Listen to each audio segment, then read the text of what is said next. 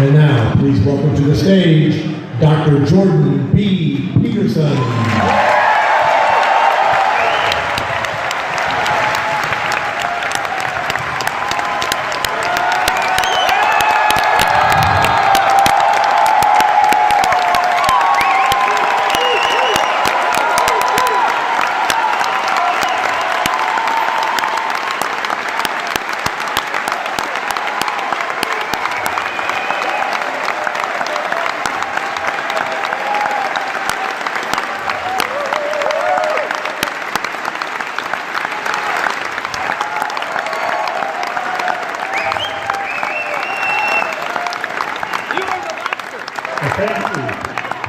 Thank you. Well, thank you a lot. That's really quite remarkable.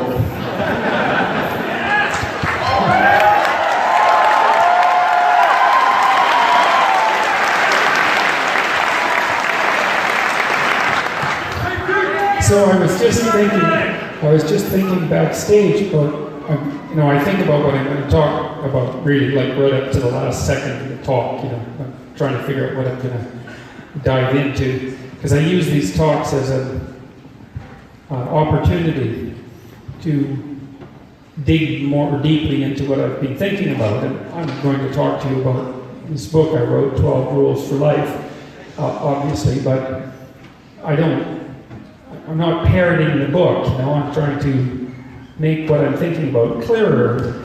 I was thinking, I need a little story in my head before I come up for the talk about what exactly it is that I'm going to address. And I thought, I'm going to address the relationship between perception and reality tonight. And I thought, that's a very serious topic, and it's so funny to sit at the back of the stage and think that, and then come out here and get welcomed like that, because they just don't seem to go together. Really, that's what you're here for. You're going to listen to me talk for 70 minutes about, it's a philosophical discussion, really, a psychological discussion as well, about the relationship between perception and reality. And who would have thought that would be like a popular thing, It's so, but I think it's really something. Yeah. Well, there's obviously a hunger that's been unmet for some reason for serious discourse, and that's great. So that's what we're going to do. That's what we're going to do tonight. So I'm going to stumble around a little bit tonight, I think, because this is a very difficult topic, and I haven't got it completely clear in my head. So hopefully I can make this as coherent as possible. But see, what I've been trying to solve, at least to some degree, is the problem of the relationship between value and reality. We live in a world of value, where things have value. But material reality itself doesn't seem to have any intrinsic value, right? It's there and it's objective. And in some sense, whatever value there is, we attribute to the world. That's one way of looking at it, anyways. And that opens up questions about the reality of value. And it also, so that's one thing I want to address. The other problem I want to address is how it is that perception is even possible, because the world is an insanely complicated place. It's so complicated that it's really beyond comprehension.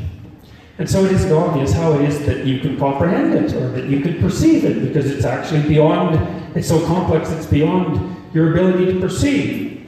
So I'm trying to solve two problems at the same time. How in the world do you manage this incredibly difficult job of perception?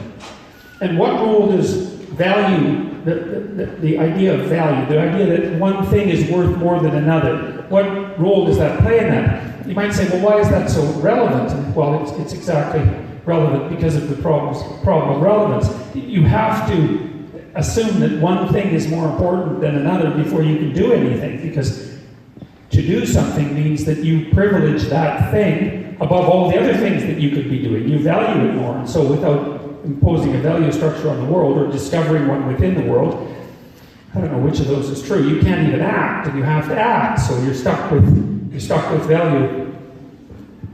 Make this not pop quite so much. You're stuck with the problem of value. Okay, so we're going to walk through that. I'm going to see if I can untangle that. There's, I guess, a third issue too, which is, given that you have to value things, in order to act, and that you have to act, then what should you value? And how is that related to how you should perceive the world? Okay, so that's the problem space, let's say, that we're going to investigate. And this is related to chapter 10, which is be precise in your speech, which is an attempt in 12 Rules for Life to lay some of this out. So the first thing I want to point out is some peculiarities about the way you perceive the world. So I'm going to tell you a story first about a famous psychological experiment that was run by Dan Simon. I'm going to go through it pretty quickly. It's an experiment that has to do with a phenomenon that Simon called change blindness. I don't think he invented the term. I think his supervisor did, but it doesn't matter for our purposes. So what Simon did, he made this video. Most of you have seen it. I think he put 6 people in front of an elevator in a psychology lab, and he had 3 of them dressed in black and 3 of them dressed in white, and the black team had a basketball and the white team had a basketball, and the white team was sort of dancing around and passing the basketball back and forth, and so was the black team. They had their own basketball. And your job was to come into the lab, sit down, watch the video, count the number of times that the white team threw the basketball back and forth. That's all you had to do. Now, so you got to imagine for a minute your state of mind when you do that. So you've come to the lab, you've come to participate in a scientific experiment, you've come to follow instructions, and you've come, at least in principle, to demonstrate that you're capable of doing all those things, right? It might be somewhat intimidating to come into a lab like that, and you want to do a good job. And maybe you want to do a good job because you want to be a competent person. And the reason I'm telling you all that is because you've got to think about why you would follow the instructions. And you do, okay? Because it turns out that the fact that you follow the instructions is very, very important in this particular demonstration. So you sit down, and a video unfolds in front of you. The people in the video are quite large, like they fill the whole screen, so they're not way off in the distance. That's important because of what happens. And so Simon starts the video. It only runs for about 3 minutes, and the white team is moving around, bouncing the basketball and throwing it back and forth, and you're watching it, and you're counting 1, 2, 3, 4, and you think that you're doing a fine job, and you're trying to do a fine job, and you run out the whole 3 minutes, and the experimenter says, how many times did the white team throw the basketball back and forth? And you say, 16. And he says, correct. And you're thinking, great, I aced that, man. And then he says, well, did you see anything peculiar? And you say, no. What do you mean peculiar? And he says, well, did you see the gorilla? Right. And you say, well, what do you mean? Did I see the gorilla? There was no gorilla. And so Simon says, okay, watch the video again. This time don't count. So he rewinds it, plays it. Like a minute into the video, 3-minute video, this guy comes in from the left of the screen. He's like 6'4". He has a gorilla suit on. He walks right into the middle of the video, right in the center. And he beats his chest for 5 seconds, like gorillas do, at least hypothetically. And then he saunters off. And it's not like he just zips across, man. He saunters out, beats his chest quite confidently, and then wanders off to the side. And about 60% of the people who watch that video don't see the gorilla. And so some of you have watched that video, and maybe you saw the gorilla, maybe you didn't. And then he made a follow-up video for all those people who thought they'd learned their lesson the first time they watched the video. And in this video, the same thing happens, except when the gorilla comes out, now people are primed for that. They catch the gorilla. The curtains behind change from red to gold, and one of the team players leaves. And so, you know, he asks you this time, you're feeling all smart about whether or not you saw anything strange, and you say, yeah, I saw the gorilla. And he rewinds and says, yeah, but did you see the curtain change color? Like the curtain, eh? Not just the curtain, but that. You missed that completely, and you missed the fact that someone left. It's like, so even when you know you're blind, you're still blind. And Simon has done stranger things than that. So one of the experiments he did at Harvard, which was a great experiment, is he put a camera on top of a building. He was filming Harvard Yard, which is the basic central point of the campus. And there's lots of people out there. And so he had an undergraduate going up to a tourist with a map and ask for directions. Okay, so imagine you've got your undergraduate here, tourist there, asking directions with the map. Now over here, there are 2 workmen, and they're holding a door like this. So here's the door. You can't see the workmen, right? Because the door covers them. There's one at the front, one at the back. And so undergraduate, tourist, workman. They walk right between the tourist and the undergraduate, and then the undergraduate who's asking for directions grabs the door and keeps on walking, and one of the workmen grabs the map and stands there. So basically what he's done is swapped people. And about 60% of the tourists who are being asked for directions don't notice that they're now talking to a different person. Right, so that's how blind you are, and you are staggeringly blind. It's amazing that you can make it in the world at all. In fact, most of what you see when you look at the world is actually your memory and not the world, because your brain uses your memory of things to fill in what you don't see, it, as we've already demonstrated, because you didn't see the gorilla. God only knows what you're missing. And that's the critical issue with regards to that experiment. Is like, who knows what you're missing? And the thing that's so crucial, here's where value plays into it. And this is why I made a case out of you following instructions. It's like, well, why didn't you see the gorilla? And the answer is, well, you were counting the basketballs. And then the question is, well, why were you counting the basketballs? And the answer to that is because you were following instructions. And then the question is, well, why were you following instructions instead of paying attention, let's say, to the gorilla, which seems more relevant? You say, well, why were you following instructions anyways? Well, you're trying to be a good experimental subject, I guess. Maybe you're trying not to look stupid. You're trying to do the task properly. Well, why is that? Well, maybe you want to demonstrate that you're a competent person. It's like, well, why is that so important to you? You see, the reason I'm asking all these questions is because the way that your perception was structured in that experiment is dependent on all the values that you brought to the perceptual act in that experiment. All those things were focusing your attention on what it was that you focused on. And that was the balls and not the gorilla. And those are all issues of value. You know, the only reason that you counted the balls was because you thought that was the most important thing to do in that circumstance. So that was what you valued above all else in that circumstance. And so what that shows is that what you value determines what you see.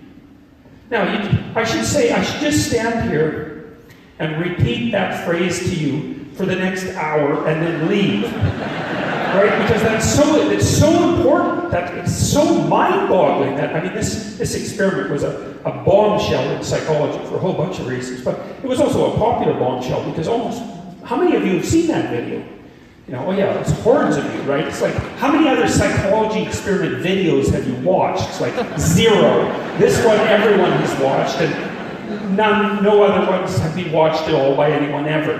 And so that just shows you how absolutely mind-boggling this is, although it's not, I mean, it's so shocking that it can be the case, but it's actually even more shocking than just the revelation that you're blind. Because that's bad enough, because you think, of course I'd see the damn gorilla. It's like, no, you wouldn't.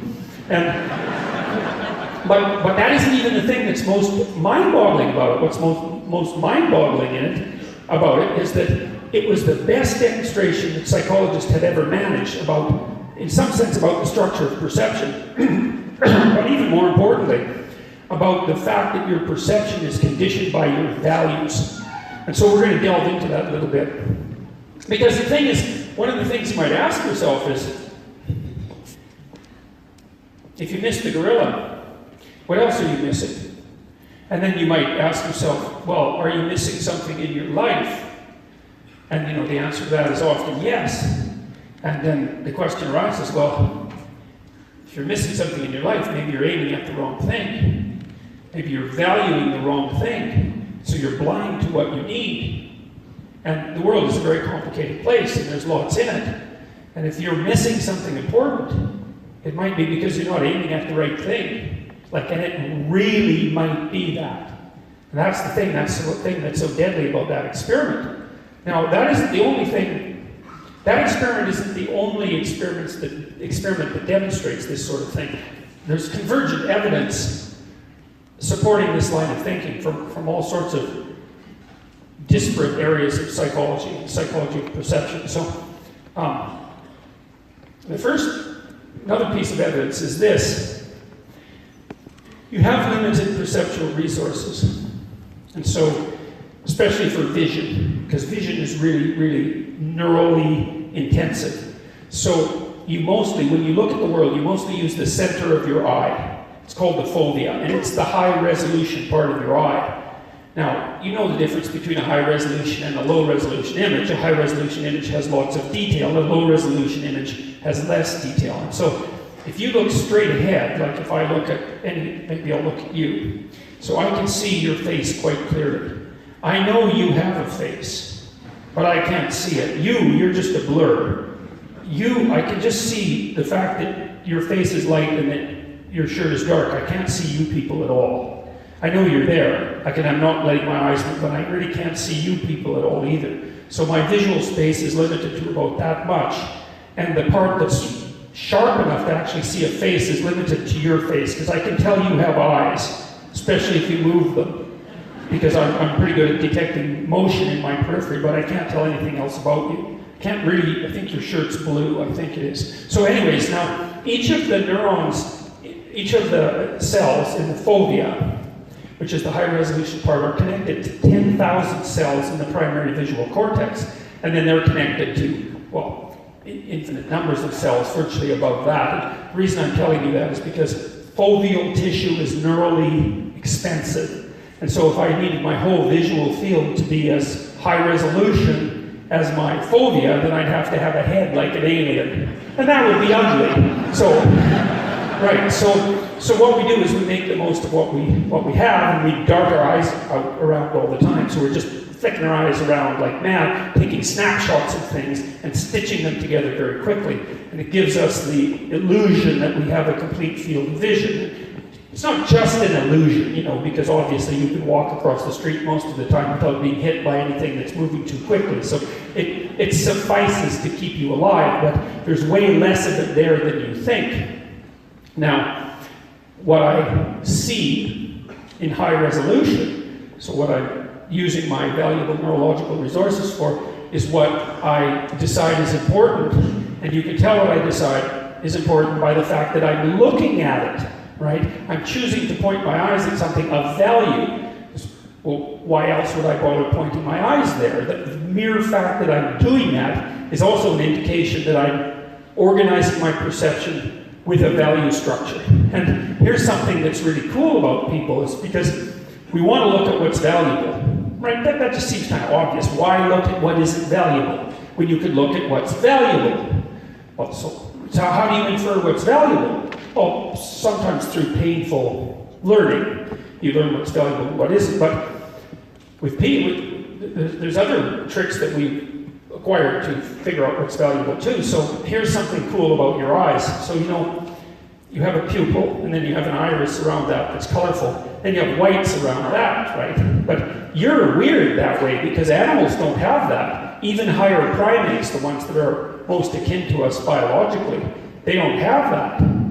We do, and the reason for that is I want to see where you point your eyes. And if your iris is standing out on a white background, I can really tell where your eyes are pointed. And we're unbelievably good at figuring out where people point their eyes. And in fact, when we interact with other people, pretty much all we do is look at their eyes. Now, it isn't all we do, because we look at their whole face, because they're signaling emotions with their face. We're really trying to figure out what all these other people that we're looking to are up to. But part of the way that we figure out what they're up to is by inferring what they think is valuable. And the way that we infer what they think is valuable is by watching where they point their eyes. And people are really good at pointing. Like, if I point at something, which is like an extension of my vision, if you have any sense, you don't look at my finger, you look at what I'm pointing at. Now, an animal will look at your finger, because it just doesn't get the whole there's something out there thing, which is part of the reason that animals can't speak, because the pointing gesture is prototypical speech. It means signifies an object of value, and often that object of value would have a name. So we point with our eyes at things of value. You can track people like this. So there's a famous social psychological experiment. It's kind of a, you know, casual experiment. So imagine that you're the experimenter. This was done decades ago. And all you do is decide to stand on the corner and look up, like this. It's on a busy street. You know, and somebody walks by, and they're kind of thinking that you'll look at them because they're important too, but you don't. You just keep looking up. And they look at you, and they look up, and they look at you again, and they look up, and they think, well, unless there's something wrong with you, there must be something up there, because why would you be standing there looking otherwise? And so they feel that there must be something important up there, and so then they'll look. And they'll look at you to see what's going on. And then, of course, there's two of you looking now, and so whatever's up there must really be worth looking at, and so then the next person will come around and look too, and so you get a crowd of people. So if you're bored one day, and maybe you're smoking too much pot and want to do something stupid, you can run that little experiment on the corner, you know. So, but look, but there's something deep about that too, because this is how we infer the motivation of other people. This is how we understand people, is we figure out what the hell they're pointing at. And that helps us infer their value structure. And if I can infer your value structure, if I know what you find is important, then I can run you as a simulation on my biological platform, and I can infer what you're thinking and feeling. And that's how we understand each other. That's how it works. We actually use our body as a computational platform to run simulations of other people. And we do that by inferring their value structure. We do that by looking at what they're looking by looking at what they're looking at, by trying to understand what they think is important. That's what you do in a movie, right? You go to a movie. What the hell are you doing in a movie? Anyways, well, it's entertaining. Well, that's not the question. The question is, why is it entertaining? Why is it so important that you will line up and pay to watch it? Like that's really worth thinking about, because it's strange behavior. You find it's so useful to you that you find it intrinsically meaningful. So much so that you'll pay for it. Well, unless, what are you, just twiddling your thumbs? Is it just like useless activity, or are you doing something important? Well, you're doing something important. You're going to what's essentially a literary, what would you call literary experience, because it's a story, and you're locking yourself on the protagonist and the other characters, and you're adopting their value structure, and you're embodying that, and you experience all the emotions and all the motivations for no risk to yourself except the $14 that you pay to be admitted to the theater, and you gain all that experience vicariously.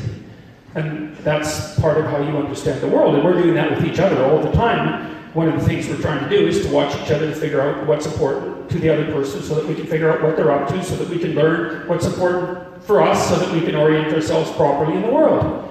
It's of crucial importance. It's partly why stories are so important to kids, for example. You can teach kids almost anything with a story. They'll come running up to you with a book and say, read me a story, read me a story. Maybe the same story 50 times while they're trying to understand it. That's how important it is. It's absolutely crucial. And maybe it's crucial so you can distinguish the gorillas from the basketballs, something like that. Okay, so that's another piece of evidence that we use our value structures to perceive the world. So that's two pieces of evidence. Here's another way of looking at it. So if I'm looking at this landscape, let's say, what I see in front of me is going to depend on what I decide to do. So now it's not only what I see, and this is where it gets a little bit more sophisticated. It's not only what I see, it's what I experience. It's broader than perception. And with experience, I would say what motivates me, and also what I experience emotionally. So here's a nice way of understanding emotions. It's a very simple way, and of the relationship with perception. So let's say I need to go over off stage on that side of the stage. And so if I'm standing here, I have a clear path right to the other side of the stage. And that's actually going to have a small effect on my mood, because once I decide that going to the other side of the stage is the valuable thing to do, when I see a clear path in front of me, that produces a little burst of positive emotion. And the reason for that is that people experience positive emotion in relationship to the likelihood that they're going to attain a valued goal. This is also something that's worth thinking about, because you tend to think, well, you experience positive emotion when you get something you want. It's like, well, wait a second. It's not so simple. I mean, let's say you want to have a promotion at work. And so you get the promotion, maybe have a party about that, but what happens the next day? It's like, well, you're nervous about it, right? Because you're not who you were, and now you have these new responsibilities. So it's not like you're on cloud 9 permanently, or maybe you graduate from high school and you're happy about that, but the next day, man, you've got a new set of problems. The same if you graduate from university. Whenever you hit a milestone in your life, it's not like you're there and that's that. So that the pleasure in the attainment of a goal can be quite fleeting, because then you need another goal. And even the fact that you need another goal after attaining that goal can be a problem. Like, you might be depressed after graduating from high school because you don't know what to do next. That happens to people all the time. So it turns out technically that the form of positive emotion, positive meaning, that's more reliable than that is the positive emotion that's associated with the feeling that you're attaining a valuable goal. Now that's worth thinking about too, because what it means is that if you want the meaning in life that's positively engaging, then you have to be pursuing a valuable goal. And then we can tie that back to the discussion at the beginning. It's like, the way the world manifests itself to you depends on your aim. Okay, and then if you're going to experience positive emotion in the world, you have to have a valuable aim. And then there's a corollary to that too, which is, the more valuable your aim, the more positive emotion you experience while you're moving towards it. And so what that would imply, at least in part, is you want to have the most valuable aim possible. That's what it seems to me. So then the question is, well, what's the most valuable aim possible? Okay, so that's where we'll go next. But anyways, one of the consequences of that, even in the microcosm, let's say, is that if you see a clear pathway to a partial goal, that gives you a little boost of positive emotion. Now, positive emotion is also associated with the act of moving forward. So that's how your emotions are tied to your body. So if you're pursuing something of value and you have positive emotion, then you have to pursue it. You're moving ahead, you know. That's what you say when someone says how you're doing. I'm moving ahead in life. That's a positive thing to say, right? I'm getting ahead. That's a positive thing as well. It's like climbing uphill. That's a positive thing as well. You know, so we know that approaching something, moving forward, is associated with positive emotion. Stopping, it's like that's what happens when something happens that you don't expect. So you're moving ahead towards a goal and something you don't expect happens, or a threat, something dangerous, you stop. That's anxiety, technically speaking. Anxiety stops you because you get anxious when you don't know what's going on. You get anxious when you don't know if the path in front of you is clear anymore. And you should stop because you don't know what's going to happen. So and then to retreat, that's associated, say, with, well, escaping from pain. So you basically have three modes of being. You move ahead, that's positive. You stop, and you get out of there. And that's your emotional structure. And so if you see a pathway in front of you that's clear to something you value, then that puts a little positive emotion in your step, and you move forward forthrightly. Now, if I'm standing here, the situation is a little more complicated because there are things in the way. And that's actually, in some sense, how I see them. Like, obviously, that's a chair, and that's a little stool. And you might say, well, that's what those things are. It's like, yeah, it's not so simple exactly. What they are for me right now is minor league obstacles in the pathway to my goal. And so they're tinged with a little bit of negative emotion. Now, not too much, because I know I can just do this, right? So I can solve the problem that those obstacles constitute, and so they don't bother me very much. One of the things that I've been suggesting to people is that, it's become a bit of a meme, is that you should clean up your room. And that's caught on. Like, what the hell? Why did that catch on? It's not like everyone hasn't told you that since you were like 1, you know. So it's a funny thing, but there's deep reasons for it. It's like, your room, let's say you're in your room, I don't know, let's say you're in your room 2 hours a day, just for the sake of argument. And so we can do a little math there. Let's do a little bit of math. So that's 14 hours a week. So that's one day in your life. Let's say you're awake for and doing something that isn't mandatory 14 hours a day. So it's 1/7 of your life. And so in a year, that would be 40, 50 days. 2 months. You're in your room for 2 months every year. So that's 1/7 of your life. And so it's not really your room. It's really 1/7 of your life. Right? You can think about it as a material place that you inhabit. It is that, but that's not all it is. It's a place that your experience is localized for 1/7 of your life. And you might think, well, how do you want that experience to lay itself out? It's like, Well, you want the place to be like an unruly hellhole? So imagine that you have things to do in there, right? And you have things to do in there. Maybe you have work to do. Maybe you have thinking to do. Maybe you have to get dressed so that you can present yourself to the world. Maybe you have to sleep. I don't know, whatever it is that you're doing in your room. Maybe you have playing on your computer or communicating with people. Let's assume some of that is useful. So, well, how do you want to organize that? And the answer is you want to organize it beautifully and efficiently. Because if you do that, then a good proportion of the 1/7 of your life that you're spending in there is going to be of high quality.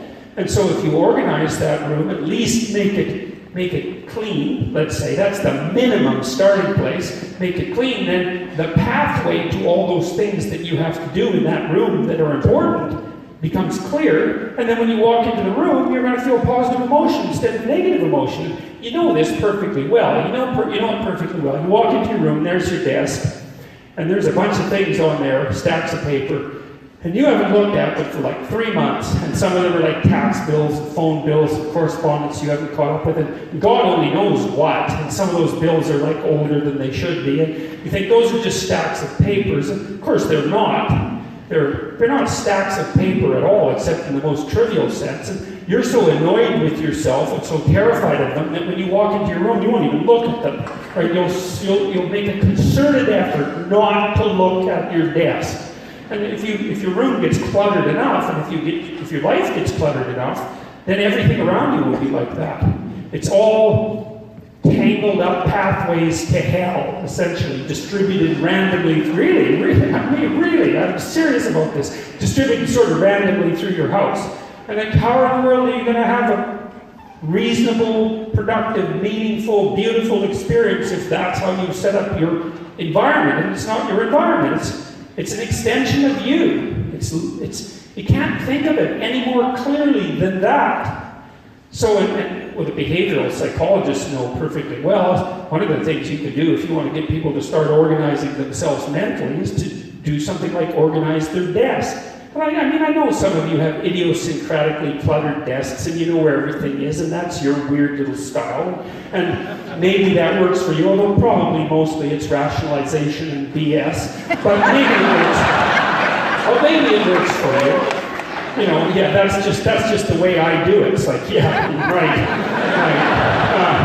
But if you take a shot at organizing that, making the pathways clear, then things clear up in front of you, and the probability that when you walk into your room, it's going to welcome you. You think, well, that's a pretty weird way of looking at it. Your room doesn't really welcome you. It's like, really? You've never been in a room that's hostile to you. It's just because you're not paying any attention. I'm sure there's plenty of you in this auditorium who don't like certain rooms in their house, don't like going into them, because God only knows what's in there. And you can feel that emanating from those places where you've stored the 150,000 decisions that you should have made in your life that you didn't make, in the forms of stacks of things that you should have attended 2 years ago.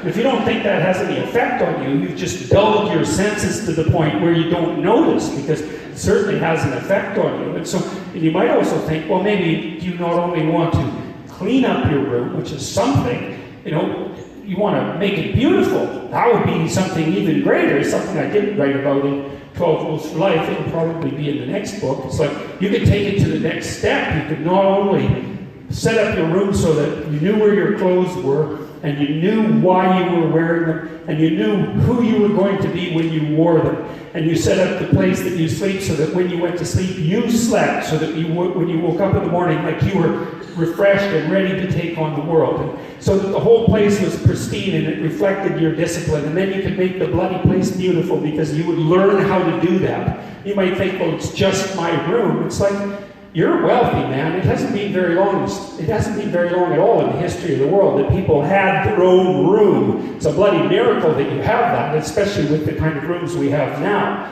And that's the case even if you live in, maybe not the most desirable part of town. You can still make that little area that you're responsible for something bloody pristine and perfect.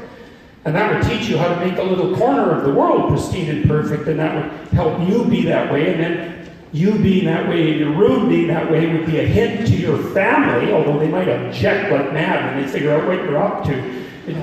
So, and then maybe from there you could start to branch that out into the other things that you're doing. These are not trivial issues. They're very, very fundamental issues. And so you want to make the room that you inhabit the vast majority of the time into a microcosm of the way that you would like things to be. It's an unbelievably useful exercise. And what's so cool about it is you can just do it, right? It's right there in front of you. There's absolutely nothing stopping you except your contempt for what you have.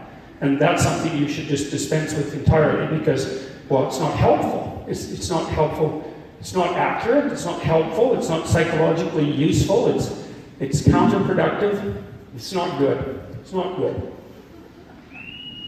Okay, so now let's go into this a little bit more deeply. So one of the things I do with my students when I'm feeling like torturing them is asking them why they're in class, for example. Say they're trying to do an assignment. Say, well, why do you care if you do this assignment? Usually you can get about 5 answers out of people with this line of questioning before they run out of answers. And then they're not happy that you keep questioning them because it's rude. It's like, well, why do you care about the assignment? It's like, well, I need to hand in the assignment to get a good grade in the course. Well, why do you care about whether or not you get a good grade in the course? Well, I need to finish off this year at university. Oh, why do you need to do that? Well, I need to graduate and have a degree.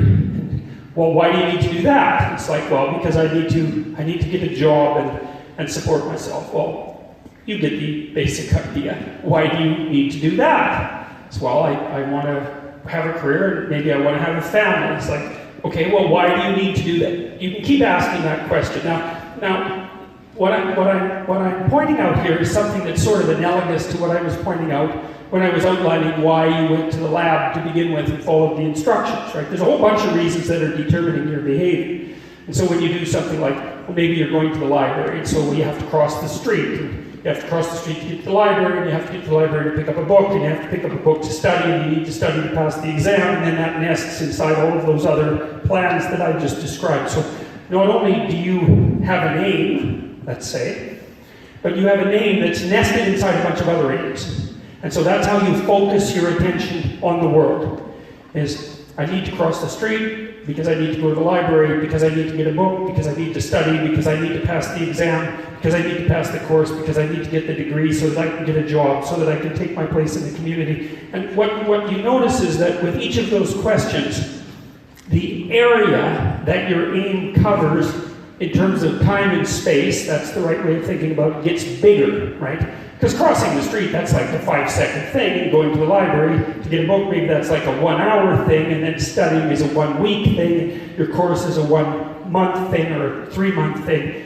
With each of those successive moves outward, you're describing a series of aims that cover a larger area of space and time. So you can think about that as your map of space and time. And that's a useful map because you live in space and time, and so you should map it.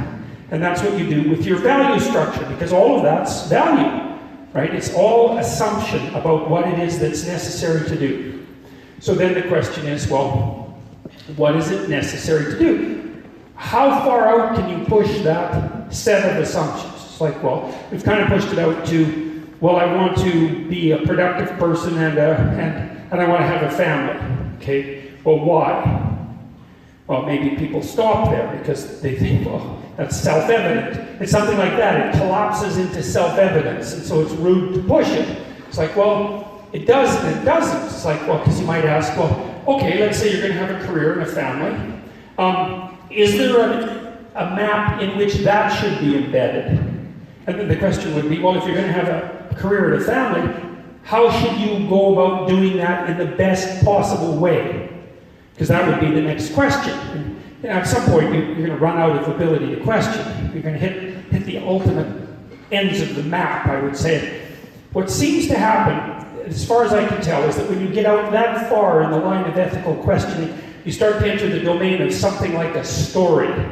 Because you don't have an explicit answer anymore. You say, well, I'm going to have a family and I'm going to have a career. It's like, well, why are you going to do that? And why is that an important thing to do? Or how would you do that if you did it right? And then what you do, at some point when you run out of explicit answers, you start thinking about examples. Like you might think, well, that's what people have always done. That's what people I admire have done. You know, that's what my father did, or that's what my grandfather did. Or I knew people who took real pride in their work, and that's how I want to conduct myself. So you start to devolve, what would you say, your explicit presuppositions start to shadow into something like stories. And so that's where our explicit knowledge meets the domain of the great story. So, what's the great story? What's all that nested in? This is where the discussion gets more complicated. And this is where I'm going to have to dig to get this right. I've been trying to understand what it means to act ethically. You know, that starting with the presupposition that actually does mean something. So, you know, in our modern world, people tend towards a kind of moral relativism. They make the proposition that there's many, many ethical systems and that it's very difficult to adjudicate between them. And maybe there's no ethical system that has predominance over any other ethical system, something like that. And I don't buy that. I don't think it's true at all. I think that there's a very limited number of ways that you can make your way through the world properly. And that severely constrains the value system that you have to adopt. Let's say, well, if you want to have a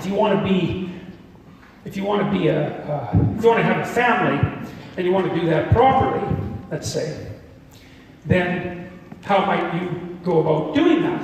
Well, let's see if we can take that apart a little bit. Let's see if I can use this as a means of example. Okay, so imagine that you want to be a good father. And so then imagine that one of the things that a good father does is teach his children how to behave properly. So that's rule number 5 in my book, right? Don't let your children do anything that makes you dislike them. So I'm going to give you a sophisticated example about how you might teach your children to behave properly. And that would be part of the structure in which being a good parent would be nested. Okay, so I'll tell you a little story about a hockey game I watched once. It was a hockey game that my son was involved in. He was a pretty decent hockey player. He was only about 13 when this was happening. We used to go watch him play in this little neighborhood league.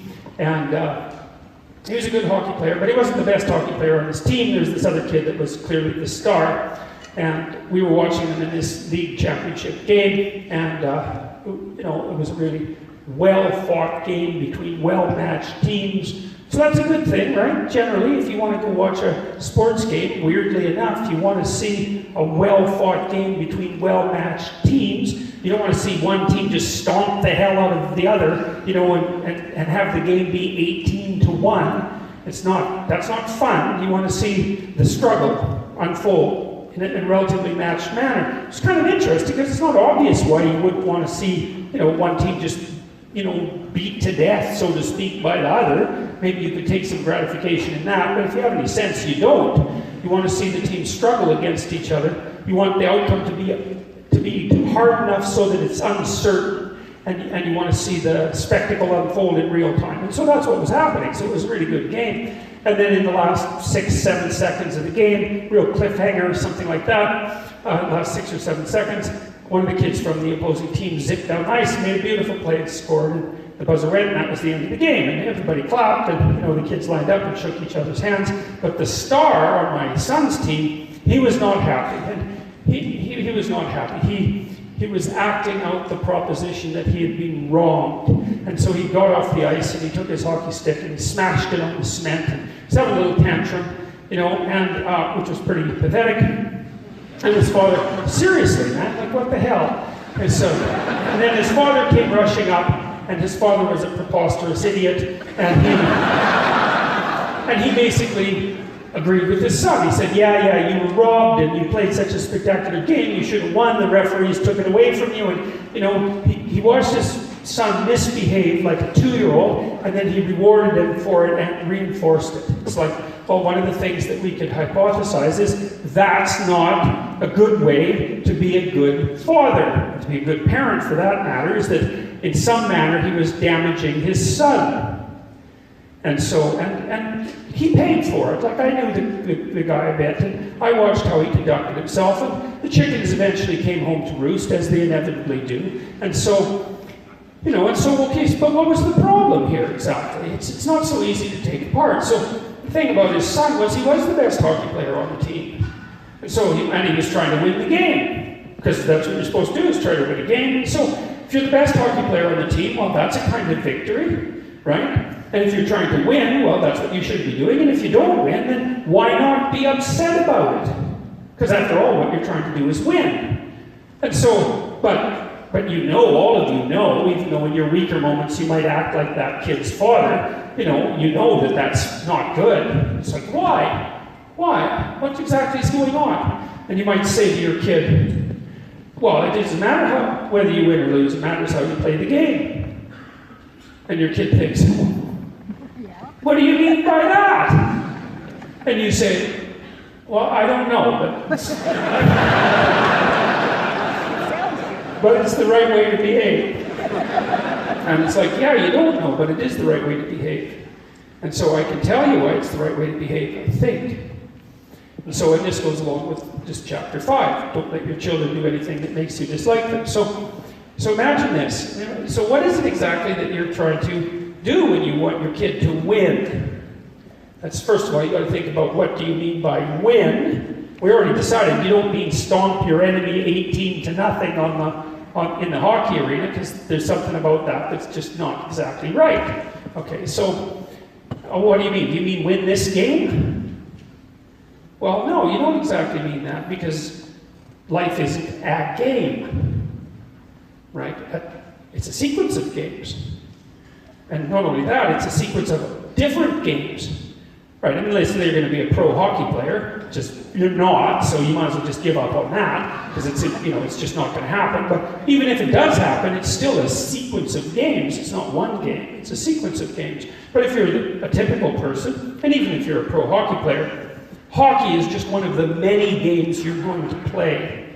And you're going to play those games with the same people, often over and over and over and over. And so then you might say, well, the rules that govern the probability that you'll win a set of games isn't the same as the rule that governs whether or not you win one. And you should never compromise your ability to prevail in a set of games for the purpose of winning a single game. And so when you tell a kid, you should be a good sport, kid, what you're saying is, look, that was a game, and as a single game, it has some import, and it's up to you to try to win, because you're no fun to play with unless you try to win. But this game is only part of a much bigger thing. And you're not trying to win in this at the cost of the much bigger thing. That would be foolish. And so what you actually want to do is conduct yourself in the game in a variety of ways that maximizes the value of the whole set. So you might say, well, let's say you're on a team. Pass the damn puck now and then. Why? Well, because you've got teammates. And maybe your whole team would be better if you helped develop them. So, and maybe you could be the star. You should try to be the best player on the team, but at the same time, you should get the whole team better. So, spend 30% of your time passing the damn puck to some other kid. So, and then, well, that's also going to show all the other kids that you're someone who's worthy of being on the team. That's a really important thing, because you're going to be on a lot of teams. And then, as well, if you conduct yourself properly while you're playing a game and people observe that, then they're going to invite you to play a bunch of other games. And that's really what you want for your kids at school, right? If you think about it. You don't want them to be the best at a game. You want the probability that people will invite them throughout their life to play a whole series of interesting games to be absolutely maximized. Because then they never lack opportunity. The whole world opens itself up to them. And so what you're saying when you say it doesn't matter whether you win or lose, it matters how you play the game, is conduct yourself so that you have the highest probability of prevailing across the widest possible set of games. And there's an ethic there. And there's a real ethic there. It's real, because it is really the case that life is a set of games, a very large set of games, and it really is the case that there's a way of playing a set of games that maximizes the probability that you'll be successful at the largest number of games. And it's a very sophisticated ethic. It's like, and so I can develop that a little bit. It's like now you're trying to figure out how to conduct yourself in the world. You're going back to what's the outside of the value structure. How are you going to be a good parent? You're going to teach your kid how to play properly in the world. You have to know how to play properly in the world to do that, so that's going to go along with it. It's like, well, how else might that outside ethical structure be parameterized? Let's say, well, you want to play the game so that you take care of yourself, because you need to take care of yourself, or someone else has to, which doesn't seem like a great deal.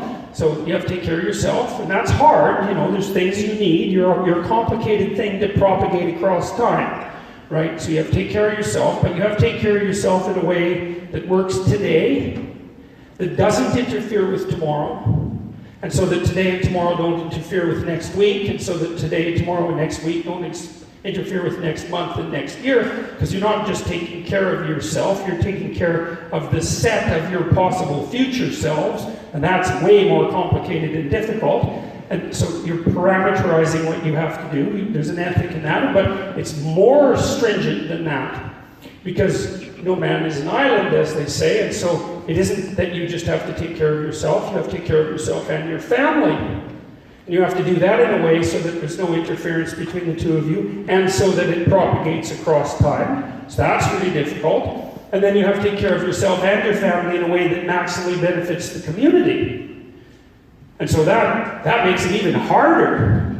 And there's no reason not to aim at that, because we've been talking about what it is that you should aim at. It's like, well, you might as well aim at that, because there isn't anything better that you can aim at. And we already decided, at least to some degree, that the way the world manifests itself to you is dependent on what you aim at, and that you should aim at the best possible thing. And so now we're trying to figure out what the best possible thing is. There's a hypothesis there too, which is the more you're willing to aim at the best possible thing, the better the world that reveals itself to you is. And you know, you kind of know that. I think you kind of know that already. I would say part of the reason that you know that implicitly, you know that in the same way that you admire someone who's a good sport. Because you admire that. Even if you watch pro sports, of course you admire the people with skills. There's no doubt about that, and you should, because they're supposed to develop their skills. But the athlete who's top form and who's a what would you say, who's a mature and honorable player, like those are the people that shine above everyone else. They have the skill, but they have the nobility of character. And you put those two things together and you think, well, there's an athlete. Like, there's a role model for young people as well. So it's not just that they can play the game superbly, although they can. It's that they play the set of games superbly. And you know, you see that in athletes who have a real stellar reputation, let's say. Stellar like a star, because that refers to star. Of course, the star is something that you have to lift up your eyes above the earth to see, and to look out into heaven, into a transcendent space, into something that twinkles in the darkness, a source of light. And all of that metaphor is part of what you use when you describe someone as a star. And it's because you know implicitly that they're acting out this ethic that's part and parcel of how you set the world straight. So that's quite remarkable. That's all quite, and I think this is, like, I mean, this all stems, at least to some degree, out of the gorilla experiment, right? It's like, well, why is it that you saw what you saw? Well, it depends on what you aim at. It's like, okay, now that we've started figuring out that what we see and what we emotionally experience is associated with what we aim at, then we can start figuring out just exactly what we should aim at. And so here's another thought, and I think it's a worthwhile one. We'll do two things. We'll follow up this thought, and then we'll talk about how you can get your aim straight.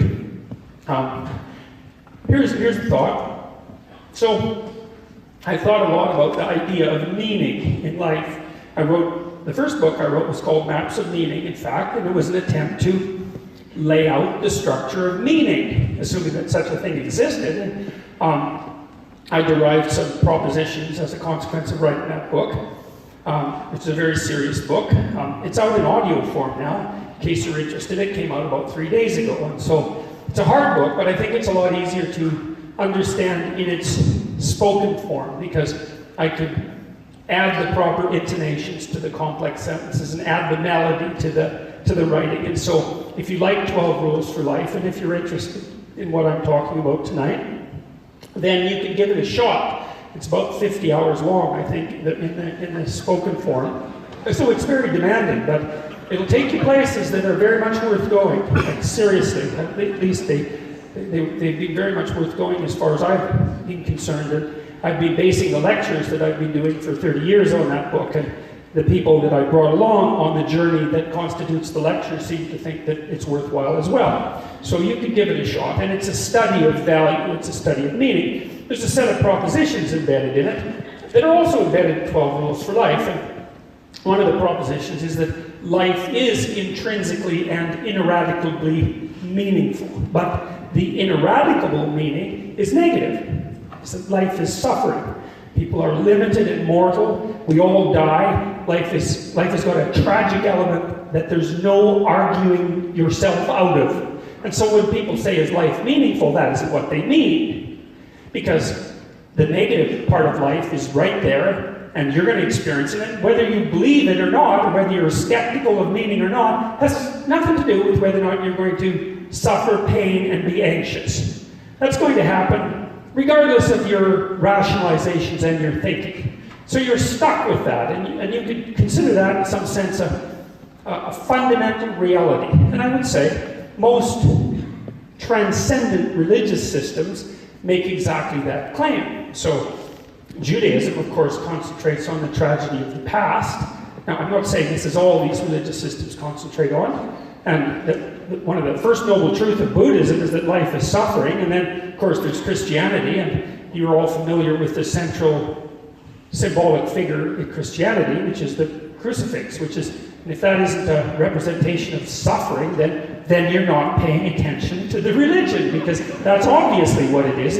In fact, it's the worst kind of suffering, because here's the worst kind of suffering. I mean, you suffer physically and mentally, right? But the reason you suffer is because people betrayed you, and they betray you despite the fact that you're innocent. So not only is it suffering, it is the worst suffering, which makes it archetypal in some sense. It makes it a kind of suffering that can't be exceeded. So that's why that symbol has such, it's one of many reasons that that symbol has such power. It's like, okay, so that's the bottom line. That's the baseline structure of reality, let's say. You think, well, God, that's so pessimistic. It's like, yeah, that's for sure. But well, it is. It's unbelievably pessimistic. But the thing is that you can't get to what you need to get to until you get to what you can barely tolerate. That's a good way of thinking about it. And you all know, and I think part of the reason perhaps that you're here is because I've been talking about these sorts of things in my lectures and my books, and I'm not trying to pull any punches. Like, I do believe that everyone knows that the claim that life is suffering, and that it's tainted by malevolence, by the way, which even makes it worse, right? It's not just suffering, it's not just the fact that life is tragic. That's bad enough. But it's made worse by the fact that no matter how bad things are, you can do something stupid to make them worse, and you probably not only will, but have, right? And you all know that, because you know perfectly well that when you're miserable, I mean, I know terrible things can just sort of happen randomly, and I understand that perfectly well. But you also know that many of the most miserable moments in your life, and no doubt there has been many of them, you are accompanied by this sense that you knew bloody well when you were getting into it, you weren't smart enough to stop it. Or maybe you even facilitated it. Or maybe you even facilitated it knowing that suffering was going to be the outcome and saying, well, to hell with it, I'm going to do it anyways. And so, and you know, or maybe you've been betrayed by someone, because that happens very often, or maybe you betrayed someone, or you act deceitfully or immorally, by your own moral standards, by the way, and so nothing's so bad that you can't make it worse. Right, and so it's not just that life is tragic, it's that it's also touched with malevolence, and that definitely makes it worse. And so that's your starting point. It's like, okay, so that's about as pessimistic as it gets.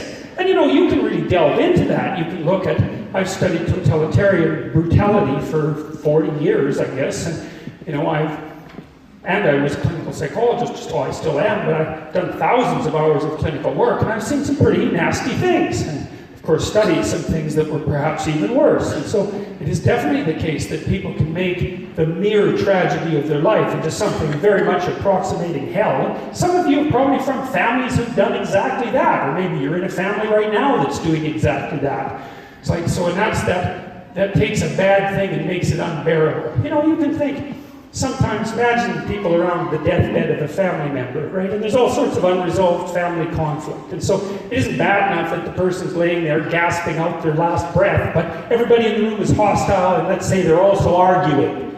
Because that's certainly a good time to have an argument, and it certainly happens plenty. And so you can take something that's pretty damn bad, and then you can turn it into hell. And so that's life. You think, well, oh man, that's pessimistic. It's like, yes, good. It means we've got to the bottom of things, and that's a place that you can start building. You say, all right, fair enough. It's like, life can be like that. And so what that means is that you need a reason to, you need a reason when things aren't good. You need a reason to get out of bed in the morning. You need a reason to move forward, despite the fact that life is essentially tragic and that it's tainted by malevolence. And the question is there anything that's of sufficient grandeur, let's say, or sufficient nobility, or sufficient solidity to be of aid to you when you're faced with the tragic malevolence of life? And I think the answer to that is yes. And that's why this isn't pessimistic, because if you could pose the worst possible question, but then you can answer it with the proper answer, then the question's no longer so bad. Carl Jung said, in sterquilinis infinitur. It's Latin. It means that which you most want will be found where you least want to look. Man, that's a smart idea. And it actually happens to be, well, you've already looked where it was easy to look. You already looked where you wanted to look. Maybe it's time to look where you don't want to look. And that's really for sure. It's like, well, we just look where we don't want to look in this conversation at the darkest part of life. It's like, well, are we up to it? Say that's the fundamental preconditions of life. Yes, it is. Are we up to it? Well, the answer to that seems to be yes, as a matter of fact, that no matter how difficult life is, and no matter how tragic the conditions, or no matter even the fact that it's made worse by the malevolence of the human spirit, let's say, we're actually capable of moving forward and prevailing under such circumstances with our eyes open.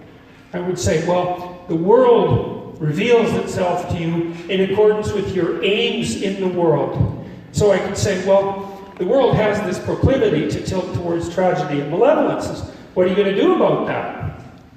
You need an aim that's so remarkable that acting towards it justifies the catastrophe of your existence. And you know, I can put that in prosaic form, and you all know this is true too. You need a reason to get out of bed in the morning when things aren't good. And things are not going to be good at some point. You know, there's going to be illness in your family. There's going to be the collapse of your dreams. There's going to be the pathology of your state. You're going to encounter all the vicissitudes of life. That's for sure. And if your goal is to be happy, well, that's not going to get you through the rough times, that's for sure, because you're not going to be happy then. And it's precisely during the rough times that you need to get through. And maybe you can say to yourself something like, well, look, what I'm doing instead is pursuing the noblest goal I could possibly conceive of. I'm going to take care of myself properly. I'm going to do that in a way that's of maximal benefit to my family. And I'm going to take care of myself and my family in a way that's of maximal benefit to my community. I'm going to take all those things into account simultaneously, and the reason I'm going to do that is because I can push back against the tragedy of the world, and I can constrain its malevolence. I can do that in my own heart, and I can help the people around me do that. And you can, in fact, do that. And certainly you can make it worse. That's absolutely undeniable, and that's actually a great place to start, because once you know that you can make it worse, you know at least that you could cease doing that. Well, right, well that's something, right? Even if you're not moving the world, you know, extraordinarily rapidly towards heaven, you can move it at least somewhat quickly away from hell, at least the hell that you're capable of producing. And it's not like that's nothing, because you can cause a lot of trouble. You have that firmly within you have the power to cause a lot of trouble. You know that because you've probably already caused a lot of trouble now and then. And so you can at least stop doing that. You can see that ability by looking at capacity for destruction. You can see what you're capable of. And so that should give you some respect for yourself in a kind of a perverse manner. If you're that much of a force for catastrophe, imagine what sort of force for good you can be. You might be enough of a force for good to stand up as a bulwark against the catastrophe. I would say, well, so all that deep pessimism for me, in some sense, disappears. Because I do look at people and I think, man, we got it rough. Like, there's no doubt about it, that this is a veil of tears, and we can twist it into something that's quite hellish. But there's enough nobility in each of us so that we can actually work against that, and we can make the world a less tragic place, and we can definitely make it a less malevolent place, and we can work on that, like, right in our local environments, right? We can make our rooms clean and beautiful. We can make our families pristine.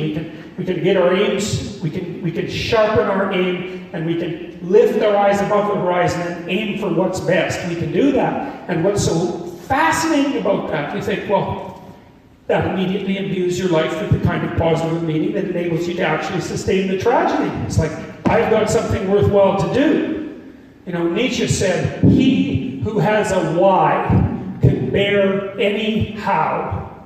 It's like a brilliant phrase. And so, you know, one of the things I've been doing is traveling around the country now, like I am here, talking to people about exactly this, talking to them about maximizing their responsibility. You know, because your life is tragic, as we've already laid out. It's like, and so you need a way of imbuing that with the richest possible meaning, so that you don't become corrupted and resentful and angry and hostile and cruel and worse as a consequence of the burden that you have to bear that's placed upon you. It's like you can take that on voluntarily. You can think, well, I'm going to do absolutely everything I can to make absolutely everything around me as good as I can possibly make it. And not in some naive virtue signaling way. That isn't what I mean. I mean to take this on like it's the task of your life. And it is the task of your life. And then you think, well, what would that make possible in this world of ours? Well, we're remarkable creatures, you know. We're on a nice uphill trajectory at the moment, you know. Things all over the world are getting better really quite quickly, quite remarkably quickly, even though this isn't very well known because of our deep current pessimism, you know. People are being lifted out of poverty right now around the world at a rate that's absolutely unprecedented in the history of mankind. We lifted half the people who were in absolute poverty in the year 2000 were no longer in absolute poverty by the year 2012. That was more than 1 billion people. Right, so God, it's just absolutely amazing. About 300,000 people a week right now are being hooked to the power grid, and people are getting access to fresh water at an unprecedented rate, and infant mortality rates are declining precipitously all over the world, and the world's fastest growing economies are in sub-Saharan Africa, and no one is starving anywhere unless someone is trying to starve them to death, because there's actually enough food for everyone, and it doesn't look like we're going to run out. Our population is going to peak at about 9 billion, and we can probably handle that, especially given current growth rates in agricultural production. You know, and so we could move into this future that lies in front of us, especially with this technological prowess that we've been developing that's absolutely remarkable. We could move into this future, and God only knows how much of the actual tragedy of life we could push to the back, and how much of the malevolence that corrupts it we could obliterate. Who knows how good we could make things? And when you think, well, you're all bitter and twisted because life is difficult and you've been betrayed, it's like, look, fair enough, man. Life is difficult and you probably have been betrayed. But what are you going to do? You're going to make it worse? Well, that's not going to get you up in the morning, right? That's going to make you want to, who knows what that's going to make you want to do? It's not going to make you want to do something that's good, that's for sure. Instead, you could say, well, bring it on, you know, like I can handle it. You could accept all that voluntarily. That's rule 1, by the way. Stand up straight with your shoulders back. That's the injunction. It's like you can stand up and expose yourself to the catastrophe of the world. You can take that on voluntarily, right? As if there's enough of you to manage it. And the funny thing is, the strange thing is that, and you know this already, you know that if you're careful with yourself, every time you take on additional responsibility, you grow more character, right? That's how life works. And you're not going to grow more character and strength without taking on the load. You don't do that in the gym, right? You're not going to develop your musculature without pushing the amount of weight that you're lifting. You can't just wish your muscles into growth. You have to demand that they make themselves manifest. Well, you're like, all of you is like that. You think, well, you have this incalculable potential that people are always calling you on. You're not living up to your potential. You're not living up to your potential. You say that to yourself, and other people say it to you as well, because they know that hidden within you, in some sense, is the ability to take the entire catastrophe of the world onto your shoulders and to do everything you possibly can to make it better. And in that, you find the meaning in life that makes all that justifies all that tragedy, that maybe would even make it, I don't know if it would make it desirable, but it certainly makes it acceptable as a challenge. You need the challenge. And I think that the possibilities that lay open to us, perhaps more now than at any point in the past, are virtually without limit. And you know, I would say that we're improving things quite rapidly, despite the fact that we're actually stumbling forth quite blindly. You know, we could be more alert, more awake, and more committed to the good than we are substantially. And God only knows how much we could accelerate what we're doing and how good we can make things.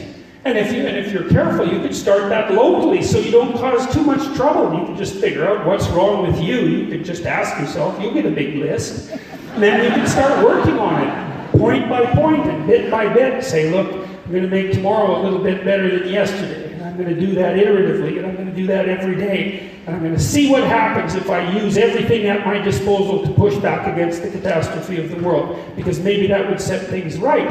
And that's rule number 6, which is the one I'll close with. Set your house in perfect order before you criticize the world. And so what does that mean?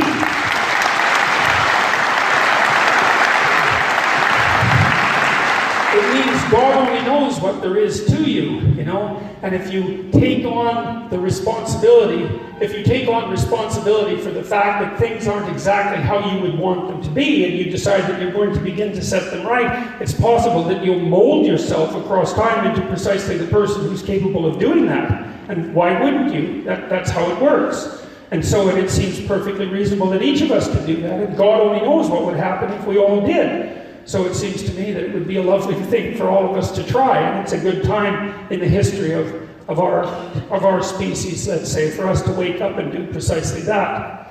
So, thank you very much.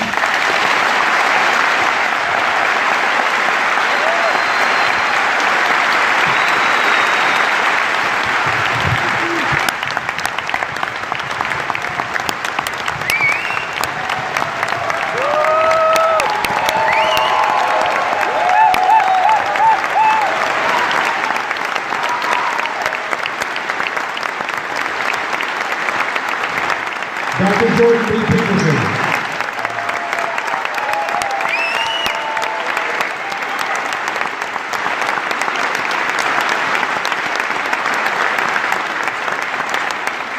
Wow. Was that amazing? Yes. Oh, incredible. And I noticed all of you standing up straight with your shoulders back. Thank you for doing that. We've gotten past rule 1. Perfect. Dr. Peterson will be back in just a moment. I hope some of you submitted some questions over the internet. He'll come back. He'll have a seat. He'll go answer some of your questions. We'll do about 30 minutes of Q&A. Yes, it's going to be wonderful. And then this is like the 16th show on this tour, and every night, every lecture is different. It's just, if you'd like to visit us again, we've got, we're in Minneapolis, tomorrow night Milwaukee, Minneapolis after that, a West Coast swing, and then we go Canada in July, so please feel free to join us again for another lecture. Dr. Peterson will be out here shortly. This is really a movement. I think it really feels wonderful. I'm glad you guys are here to see the start of what is going to be amazing. Everywhere we've gone, we're going to draw bigger and bigger crowds. So, are you guys ready for the Q&A? Yeah. Then please welcome back to the stage Dr. Jordan B. Peterson.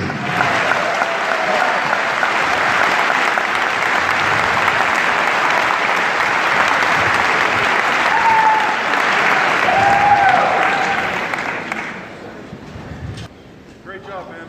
Thank you. All right.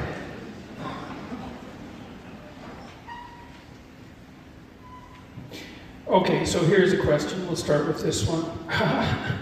Are you aware that today, yes, today, is National Lobster Day?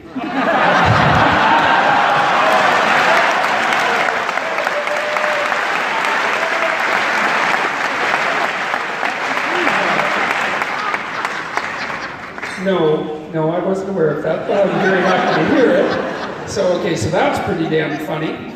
So, okay, so here's another thing, and I don't get this at all. This is quite strange. So I've been trying to learn how to tie a Windsor knot in my tie, and I just started that like 2 days ago, because I have this thin tie that doesn't look quite right without a Windsor knot, and then there's a question here that's, let me just find it, and I don't understand why in the world it was, have you thought about switching to the full Windsor?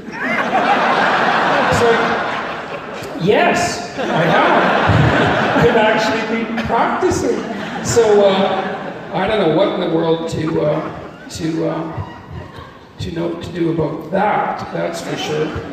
Okay, you've accumulated fame so quickly over the last few years. How do you keep yourself humble? And then there's another question like that, which is, it's quite similar, which is, what are you doing to protect yourself from corruption since being put on a pedestal? What can others do in the same situation?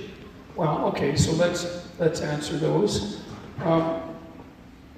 Well, I do the sorts of things that I was talking about to you today. You know, I have an aim, let's say, that I've thought through very deeply. I mean, when I wrote my first book, which I told you about, the audio version is out, Maps of Meaning, I thought about what happened in Auschwitz. And I thought about it from the perspective of a perpetrator, not from the perspective of a bystander or a victim, let's say. I thought, how is it that people could do what was done in Auschwitz by the guards? But I thought about that more specifically. I thought, how is it that that person who is human could do that, given that I'm also human and I can't see how I could do that? And then I thought about it until I could figure out how I could do it. And then I figured out that I could do it. And then I figured out that I could probably enjoy it. And so that scared me enough so that I figured out that I'd try to see what the antidote to that might be. So I get as far away from that as possible. And so I would say that part of what I do to keep my feet on the ground is I remember the immense capacity for evil that every single one of us is characterized by. And I am terrified enough of that, let's say, to try to orient myself properly in the world. Say that fear of God is the beginning of wisdom. That's a good way of thinking about it. You could say there's also a reason why people conceptualize hell, let's say, because if you want to keep yourself on the up and up, it's one thing to be aiming for heaven, but it's another thing to be aiming away from hell. And I don't care how cynical you are, you can be cynical enough so that you don't believe in heaven, but there's no way you can be cynical enough so that you don't believe in hell. And so once having established that, if you have any sense at all, then at least you can aim away from that. And if that's what you're doing and you know how deep that place really is, then that can help you keep your feet on the ground. That's what it looks like to me. So that's one of the answers. I try to aim as far away from that as possible. You know, and so that's part of what I laid out tonight. It's like, what am I trying to do? Well, you know, I have my flaws, and so no doubt I'm not doing this perfectly, but I'm definitely trying to aim away from that. Trying to take care of myself. Trying to take care of myself in a way that's maximally beneficial to my family. And I'm trying to do both of those in a way that's maximally beneficial to the community. That's what I'm trying to do. And the reason I'm trying to do that is partly because that's the best way away from hell, and so that's a pretty good start. But I also am doing that because I can't think of anything better possibly to do. And so it's an immense challenge to do that, and you need a challenge, right? And so why not have that as a challenge? And I've thought these things through. They're not shallow commitments. That doesn't mean that I'm without error, but they're not shallow commitments. And then The other thing that you have to do, if you want to stop yourself from being corrupted, is you want to surround yourself with the right people. You know, rule 1 is stand up straight with your shoulders back. And rule 2 is treat yourself like you're someone you're responsible for helping. And rule 3 is make friends with the people who want the best for you. And those aren't injunctions about how to have a happier life. They're injunctions about how to act morally in the world. You need to take care of yourself like you're someone who's worthwhile. And you need to have people around you who view you in the same way. And that doesn't mean they're letting you off the hook. Quite the contrary. And so I'm fortunate. You know, I have 2 kids, and they're both very sensible, and their eyes are open, and they're watching what I'm doing. And if I'm making a mistake, or they think I'm making a mistake, or not being cautious enough, they tell me. My son takes away my Twitter password all the time. Yeah. No, and then, you know, I can get it back because I can always reset the password. But it's kind of like a hint, you know. So, you know, when I travel with my wife, and she keeps an eye on me, she's always in the crowd, and she's seeing what's happening, and she's a sensible person, and she's being tempered in her own particular fire, and so she watches. And then I have friends around me and an extended family, and they're all watching, and they don't hesitate at all to let me know if they think that what I'm doing is working. But if it's not working and they think I made a mistake, it's like we have a phone call and they tell me exactly what they think I did wrong and how I can fix it, and I listen, because I don't want to do any more things wrong than absolutely necessary. And so I would say part of the reason that I keep my feet on the ground, let's say, because I hate to say I keep myself humble because I don't want to claim that, but I'm trying to keep my feet on the ground, is because I'm properly terrified of doing things wrong. And so I'm doing my best to be very careful about what I say and what I do. And so far, that hasn't produced any catastrophic consequences. So hooray for that. So.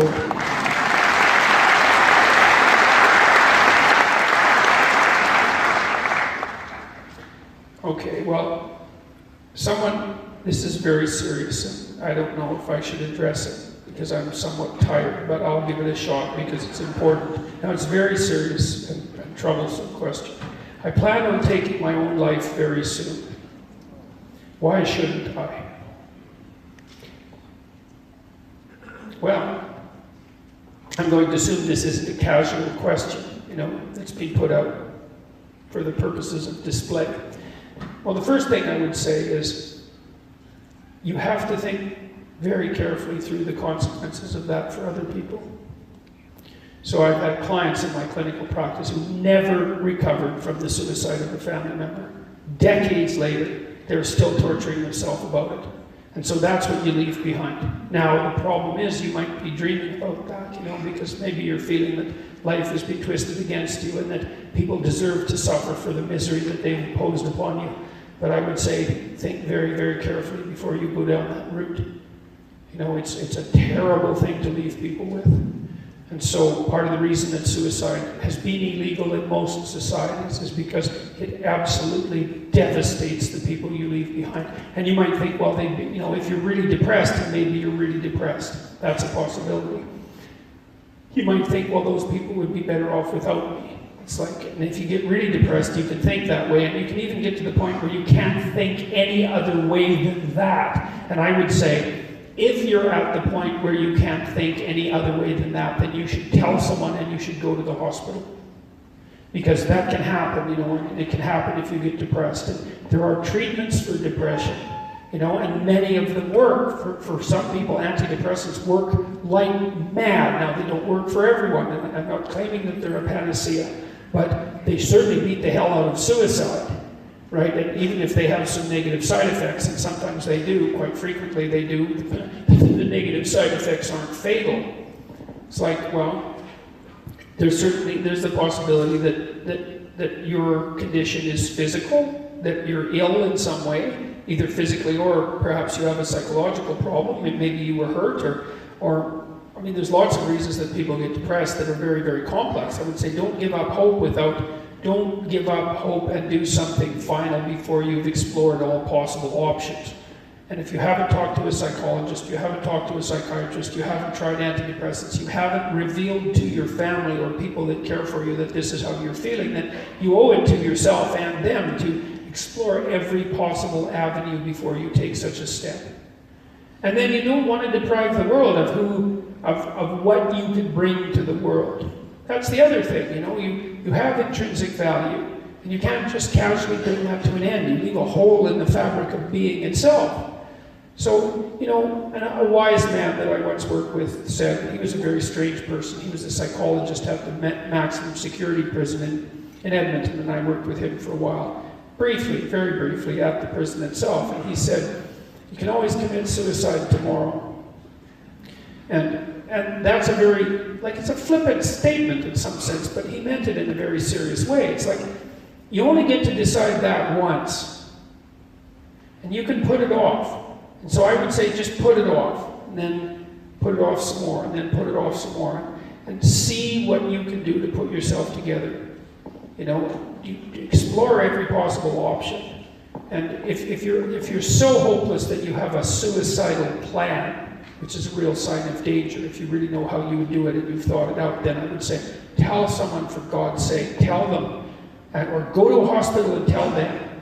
And for sure, try antidepressants, but what the hell do you have to lose? So do everything you possibly can to address the issue before you do something like that. And do give some thought to the people that you're going to leave behind, because believe me, you may just absolutely wipe them out in a way that they will never recover from.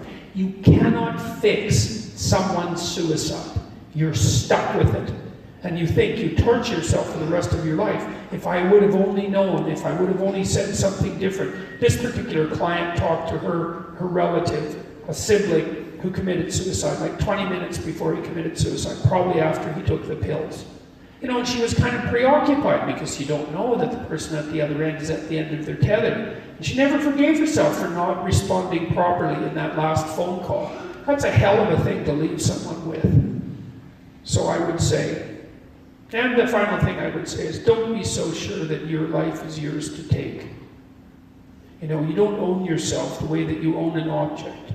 You have a moral obligation to yourself as a locus of divine value, let's say. You can't treat that casually. It's wrong. So those are the reasons. Explore everything you can explore to put yourself back on your feet. All the things. There's all sorts of treatments for depression. Don't leave the people around you with that to suffer from for the rest of their lives.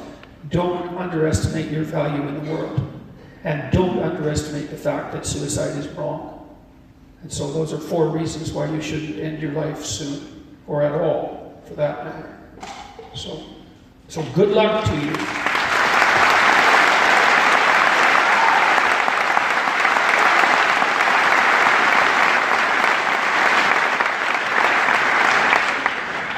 I'm an artist at Heron Art School. What's your advice for a young artist trying to shatter the conventions of political correctness? Well, the first would be probably get the hell out of art school. But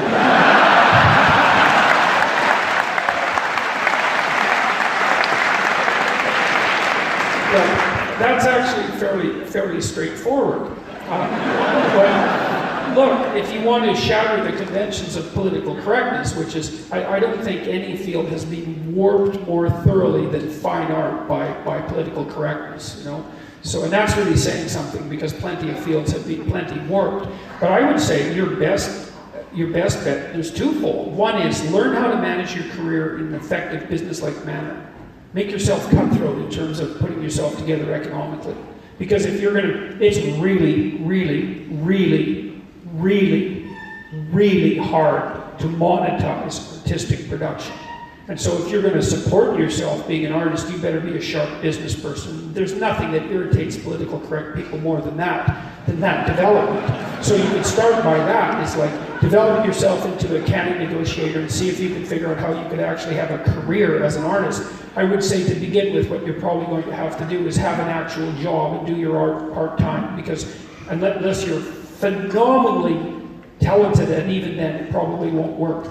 So you can have your job, and then you can work really hard on your art, and with any luck, over the period of about a decade, you can build connection networks, and you can learn how the gallery system works, and you can meet influential people, and you can sell your art, and maybe you can start to figure out how to make a living.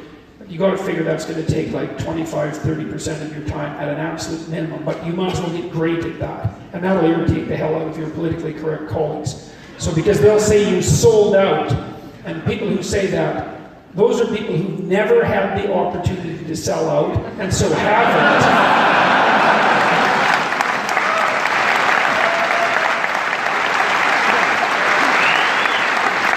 Yes, and justify that absolute failure with a facade of moral respectability. So it's an appalling game. The other thing you can do is study great artists throughout history and then hone your craft. Because there's this idea that's sort of a postmodern idea that, well, it's all freedom of expression and you don't need any skill. It's like, that's not wrong. It's like, it's anti-true. It's worse than wrong. It's not just an error, it's like you know what the truth is and then you figure out the exact opposite of that and then you put that forward as a proposition. It's like, develop your skill, you know, learn to paint, learn to draw, learn to sculpt, learn to build things and become a craftsperson, all these things. Develop your skill and your discipline as well, and then maybe you'll be able to transcend that discipline with the skill and produce something truly original. But you can make yourself, you can master the techniques of the great artists of the past. And you know, the trendy types who say, well, that's all passé. It's like, it's not nearly as passé as their damn opinions are going to be 10 years from now. So, I have a friend who's kind of an interesting guy. You can find him on YouTube. His name is Jonathan Pajot.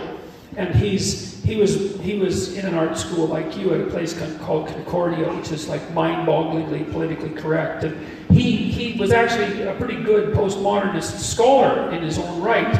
And he got completely tired of the political correctness that characterized the art schools. And he became a medieval carver of orthodox icons. That was his reaction against the trendy politically correct orthodoxy. He makes absolutely beautiful pieces. They're worth taking a look at. So that's Jonathan Pajot. And now he's making YouTube videos about symbolism in Christian art that are really, really quite good. And he's actually making a living doing that, that's so funny, eh? It's like, imagine how unlikely that is that, well, first he's Canadian, and second of all, so that's unlikely to begin with. And the second is that he's making a living talking about carving Orthodox Christian icons.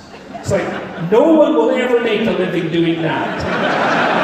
And so, but you know, he decided that he was going to do exactly what you want to do, which is, and you don't want to shatter the conventions of political correctness. You want to be an artist. And if you are an artist, see, an artist is also someone, an artist isn't someone who produces art. It's like, that's a big mistake.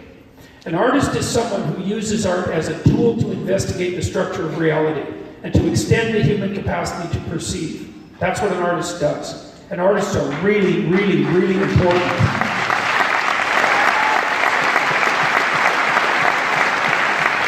And so you want to develop your skill so that you can extend the limits of the human relationship with beauty and truth, and you can transform the manner in which people perceive so that they can see beauty where they only saw memory before. That's what you want to do. And if you do that, then you're an artist. You'll shatter all sorts of conventions in the most... And you know, you don't want to just set out to shatter conventions. That's like breaking a store window. Anybody can do that. You want to replace them with a better set of conventions. That's the right way of transcending those conventions, and you can do that if you discipline yourself into being a true artist.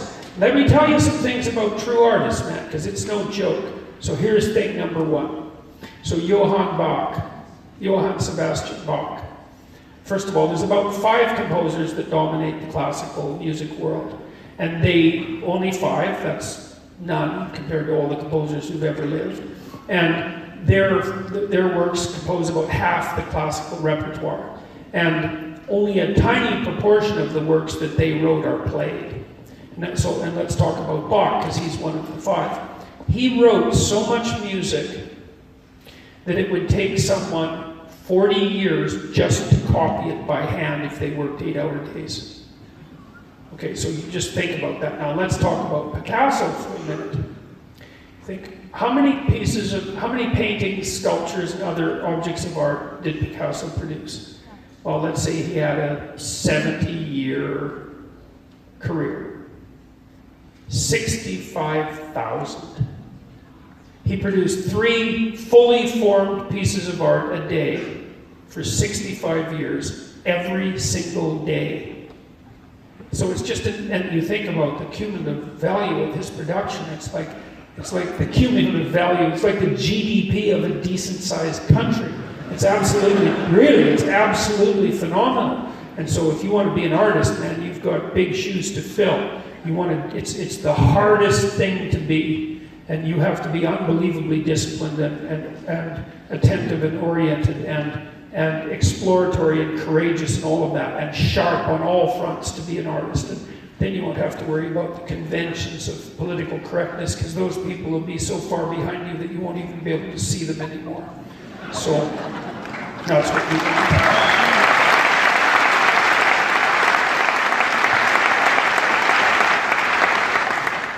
When will the biblical series, lecture series, continue?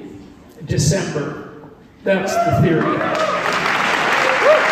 I'm going to do the same thing that I did last year, which is to rent a small theater in Toronto. And I'm going to start doing the stories of Moses, the Exodus stories, and so forth. And I'm really looking forward to that. I have a sneaking suspicion that there isn't anything more important that I can do than to continue with those biblical lectures. But I mean, this is good to go around and talk to people. This is a really good thing right now. But I think in over any reasonable amount of time, I'd be a fool not to continue to pursue that, partly because there seems to be a real demand for it. Who would have guessed? So preposterous. You know, it's even worse than Jonathan Pageau's situation as far as I'm concerned. And I learned an unbelievable amount doing it, so I'm really looking forward to starting it up again. And so the plan right now is to do that in December. And so that's the answer to that question. So how can we be sure that we are not in a cult? Well, I don't know about you.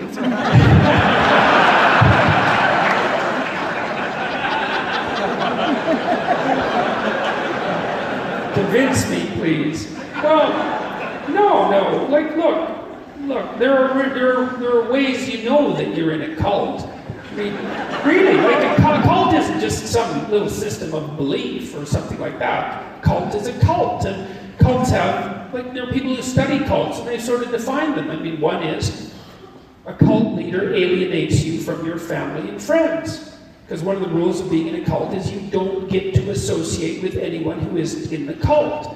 Okay, so are you being alienated from your family and friends? If the answer, or maybe you're doing that yourself, but that's your problem.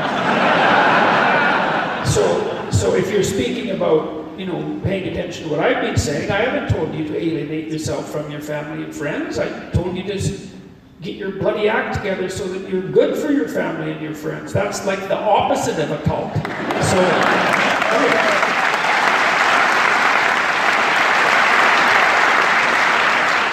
So then the next thing is a cult leader takes all your time and money. It's like, I haven't taken all your money, and I haven't taken all your time. So on the 3 primary dimensions of cult, I'm batting 0. So it's a ridiculous comparison. I mean, I understand why you made the comparison, because obviously there's something about this set of ideas that has a compelling nature of some manner, and you have every reason to be skeptical and leery of that. You know, and I tell my students at the beginning of my Maps of Meaning course that they should do everything they possibly can to find everything they possibly can wrong about what I'm telling them. That's their job in the course. To listen, of course. And if they can figure out something that's wrong, they should tell me, because if it's wrong, I'd like to fix it. And so I don't think that a cult can be built on a message of fundamental individual responsibility.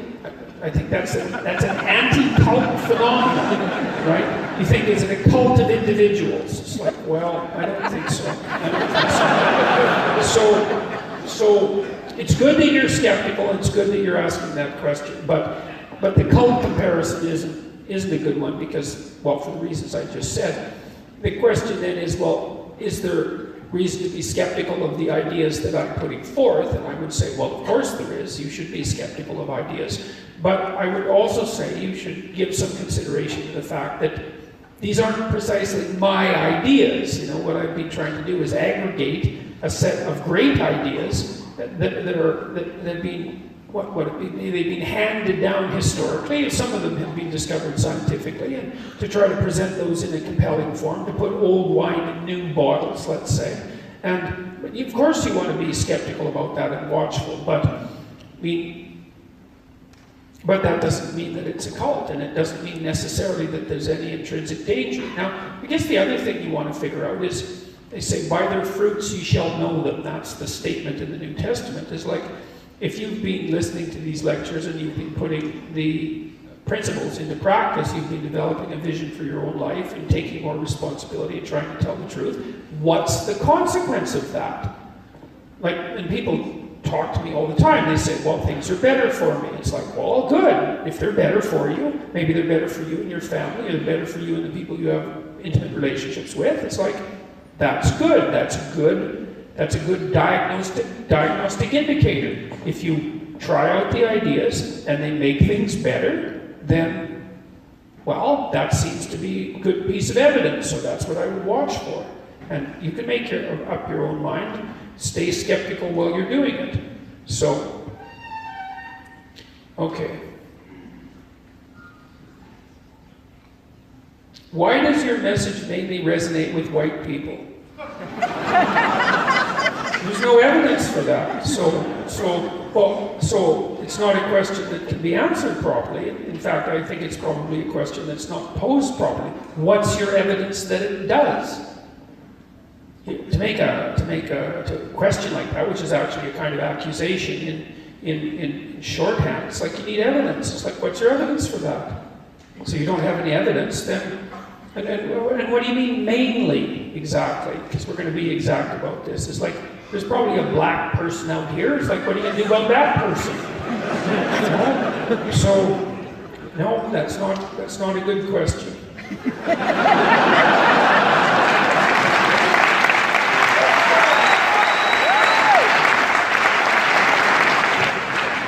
What do you think is the greatest threat towards Western society? Your unresolved weaknesses and errors. I mean that. I actually mean that. I mean that particularly. It's like the West is predicated on the idea of the divinity of the individual, and that's mostly associated with individual responsibility. And so to the degree that you abdicate that responsibility, you're the threat. It's as simple as that.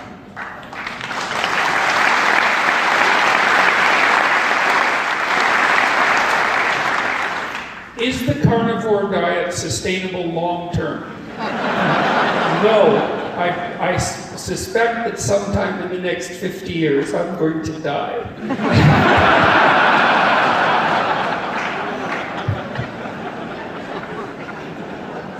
So, all right. You say it will take you 3.5 more years, I don't think I was that precise, to answer the question of Christianity / God / Jesus. Is this an honest answer out of respect or a non-answer? Well, it's a vague guess, first of all. I mean, look, there's lots of things that I haven't prepared myself properly to talk about. And I'm making my way through these biblical lectures. I don't know how far I'll get with them because God only knows what happens in life. But I can't answer questions that I don't know how to answer. And so it is an honest answer. Is out of respect? No, it's out of recognition, perhaps, but mostly it's out of recognition of my own ignorance. You know, the things that I talked to you about tonight, I understand. I don't understand them completely because no one understands anything completely. But I feel like I'm on solid ground with regards to what I talked to you tonight. Like I know the literature on perception well enough to tell you about it and to tell you about how that's related to emotions and motivation. and to lay out the relationship between value and perception and all of that. Because I've done the work, you know, I've read the papers, I've written the papers for that matter. I've done the work, and so I'm on solid ground. But there's lots of things that exceed my capacity. You know, and I do believe that I believe that our highly functional Western societies are grounded in the Judeo-Christian ethic, and that fundamentally that's a religious ethic, and that it makes a number of metaphysical claims. So I have great respect for the ethic and for the stories, but I'm unable to assess the metaphysical claims, and the reason for that is I'm ignorant. I just don't know enough. I don't understand them well enough. Like, with regard to the idea of the death and resurrection of Christ, like, I view that psychologically and symbolically, but that doesn't mean that I think that exhausts the story, because I don't believe that my knowledge exhausts the story. But I believe, for example, that the part of you that's capable of transcending tragedy and malevolence is the part that dies and is reborn. You have to leave the corrupt parts of yourself behind. You have to let those burn off, and you have to let your spirit be renewed continually. And that's an ancient story, and I think that has affinity with the idea of the dying and resurrecting Savior. Now, I don't think that exhausts the idea, but that's as far as I've been able to push it. I mean, in my wildest moments, and this is speculation, right? This is speculation. I think the idea that Christ died for our sins and that mankind was redeemed is correct, but we still have to do the work. It's something like that. Now, that's a metaphysical statement, and I don't understand how it can be right, because I'm talking about things that no one can know of in some sense. But when I push myself out to the limits of my knowledge and ask, that's the sort of answer that comes to me. It's like, there is something about the idea of the individual sacrificing himself for taking the sins of mankind onto himself. That's a real idea. I think that's what people should do, is that, in some sense, is that you're responsible for the catastrophe of the world. I believe that. And I also believe that taking that on in the fullest possible way would transform you beyond recognition. And I don't know what the ultimate limit of that is. Because you could say that the story of the death and resurrection is a limit story, like the story of the crucifixion. The crucifixion is suffering that can't be exceeded in some sense, because it's the most possible suffering for the most innocent possible person. So that's the perfect tragedy, right? And so there's an idea that whatever Christ is that which takes on the tragedy of the world, and that which confronts malevolence and overcomes it. And that's the story of Christ in the desert, for example, when he encounters Satan. And the story of the crucifixion is the willingness to bear the catastrophe of existence voluntarily. And there's an idea that doing that produces a kind of transfiguration, and I think that that's all true. But I don't know what the limits of that truth are. And so I'm pushing it as far as I possibly can within the domain of my limited understanding, but I can't push it past that. And so I know I have 300 books stacked up at home that I need to read, you know, that people have been sending me to get through this more deeply than I've been able to get through it so far. And so it's recognition of my own ignorance, and it's respect for the complexity of the problem. And I said, well, 3 years or 4 years, that was just an estimate based on how quickly I've been going through the biblical stories. But God only knows if I'll get any deeper into it than I've already been able to manage. So that's my answer, I guess.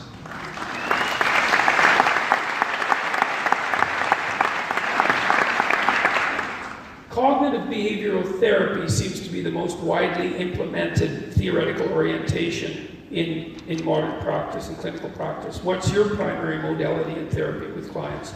I'm a behaviorist to begin with, because I look for simple solutions. It's like, well, let's say, before I get all psychoanalytic on people, I mean, you want to save that and the Jungian stuff for exceptional circumstances, as far as I'm concerned. If a client comes to me, you know, here's the situation. Someone comes to me, and it's because their life is going the way that it needs to go. Otherwise, they wouldn't be there. And so I think, well, let's decompose the problem. Why are you unhappy? What does your unhappiness consist of? And so that'll take a lot of conversation. That's the diagnosis. It's like, well, do you have any friends? How are you doing with your family? How's your career going? Are you attending to your education? Are you attending to your mental and physical health? Do you have a productive and useful use for your time outside of work? And are you swamped by temptations like drug and alcohol use or sexual misbehavior? It's a good way of deconstructing. It's like, how are you doing on all those dimensions? If you do my future authoring program, by the way, which is part of the self-authoring suite, then it will ask you all those questions. And so if you want to do it, I made a discount for all of you. You can use a code called 12 Rules, and that'll knock the price down by 50%, so just so you know. But I tried to put the essence of useful cognitive behavioral clinical practice into an exercise that people can do on their own. So I want to find out exactly what is your problem as far as you're concerned. And then what we want to do is implement the simplest possible behavioral solutions. And so I start from the bottom. Simple solutions, right? It's like, maybe you're badly out of shape physically and that's contributing to your depression. It's like, okay, how much exercise do you do? I'll get you to track that for a week. Don't change anything. Just see how much walking you do. It's like, well, I walked like half a mile this week. It's like, okay, well, how about next week you try walking 6/10 of a mile, right? Small incremental behavioral improvements. It's a very straightforward way to help people, and it's a really useful way. And you should try the simplest possible way, and that's why I like the behavioral approach.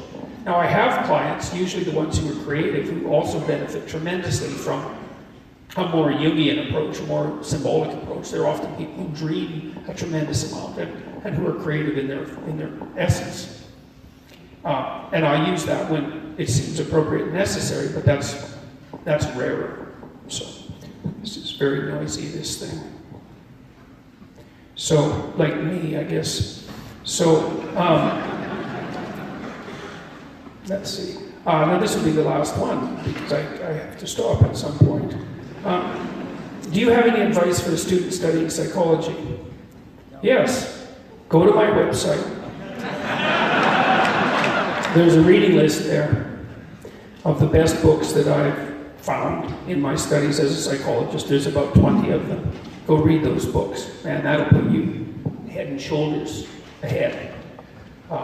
There's a lot of them are biological, because psychologists, especially the animals, experimental psychologists and the neuroscientists, have made great strides in understanding the way the brain works. So you really need to know about that, because it's profound and interesting and relevant. And then there's a list of books written by the great clinicians, and I think they're unbelievably useful as well. So go read all those books, and that'll, if you want to understand psychology, that'll really put you ahead. So this one, and that's it. Dr. Peterson, what do you do to relax and have a good time? I come here to answer questions from audiences. So I'm having fun.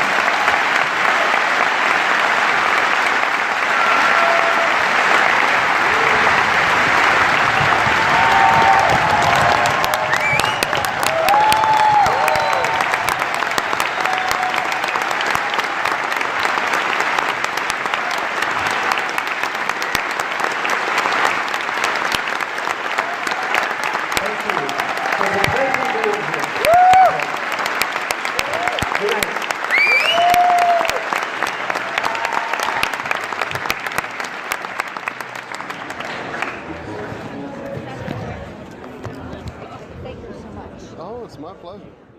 The world easily incalculable. Is Easily incalculable. Your specific positive impact. Well, it's a good question, I guess. I mean, the question is, I'm going to reformulate it slightly, is what if the gentleman who asked the question said, asked me about how I contemplate my incalculable impact on the world. Well, there's a technical answer to that, which is, I learned this from reading Jung about 30 years ago. He wrote this essay called Relations Between the Ego and the Unconscious. It's a real work of genius, and it warns people who deal with archetypal ideas about the dangers that involves. And one of the things Jung said was, don't confuse the ideas with yourself. Like I've aggregated a lot of knowledge, a lot of it archetypal, some of it biological, some of it at the intersections between those things. You have to be very careful not to take credit for things. You know, I'm fortunate because I've been able to study these things. I've been able to articulate at least what I think they mean. But the ideas and the stories vastly predate me, and they're going to be here a lot longer after I'm gone. So it's nice to be able to participate in them and to maybe help shed some new light on them, I suppose. But I'm very careful to distinguish that from me. So, and you need to do that. See, his essay warned of inflation, which would be a kind of narcissistic grandiosity, I suppose, and that's a very dangerous risk when you're investigating these sorts of things. But if you're properly terrified about the negative consequences, then I think you can avoid the worst excesses. I hope. We'll see. So that's what it looks like to me. Peter, moving the idea that I should be right. Fundamentally, you want to do that Testament that is the questions of the world. If you got a little bit, why do you do this? Well, I believe it's sort of universally true in an ethical sense. You know, is that that's actually, I can't tell you exactly why I think it's true.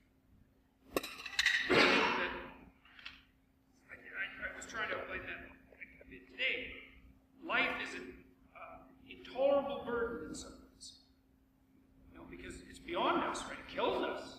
It's beyond us. It's like, well, what do you do in the face of an impossible problem? It's you adopt an impossible solution. And the impossible solution is to voluntarily bear that and work towards its improvement. And the strange thing is, I think we can do that. And so I would say, at minimum, psychologically speaking, Christ is an exemplar of that. Right? And so it's something to aim at. And of course, that's an idea that's at the bottom. See, the thing about these ideas, too, is you can't easily dismiss them. Because it is the case that our culture has a Judeo-Christian foundation. And that means something. It means we hold these truths to be self-evident. That's what it means. It's the self-evidence in that statement. And the self-evidence has something to do with the fact that in your country, in my country, the individual is to be regarded as of intrinsic value, not given by the state, right, of intrinsic value, and worthwhile.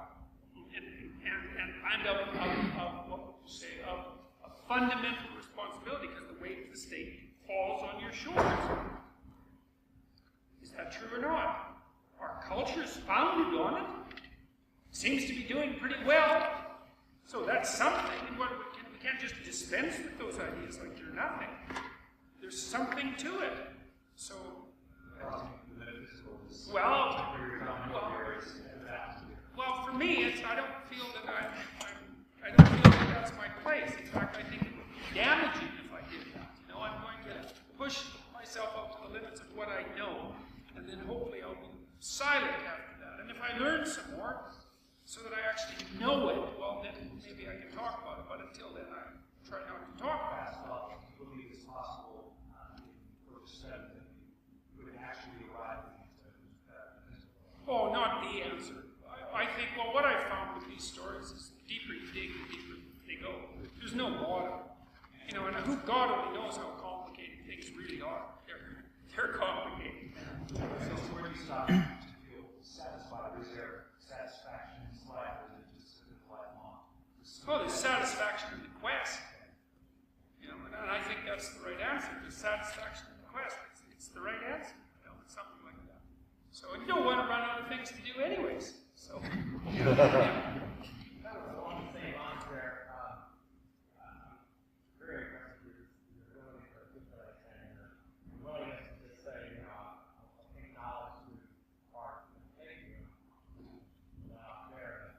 I think of that you as St. David, like St. Paul or C.S. Lewis, that when God comes to you and grasps you, he comes by the way of the Spirit, not by the way of the man.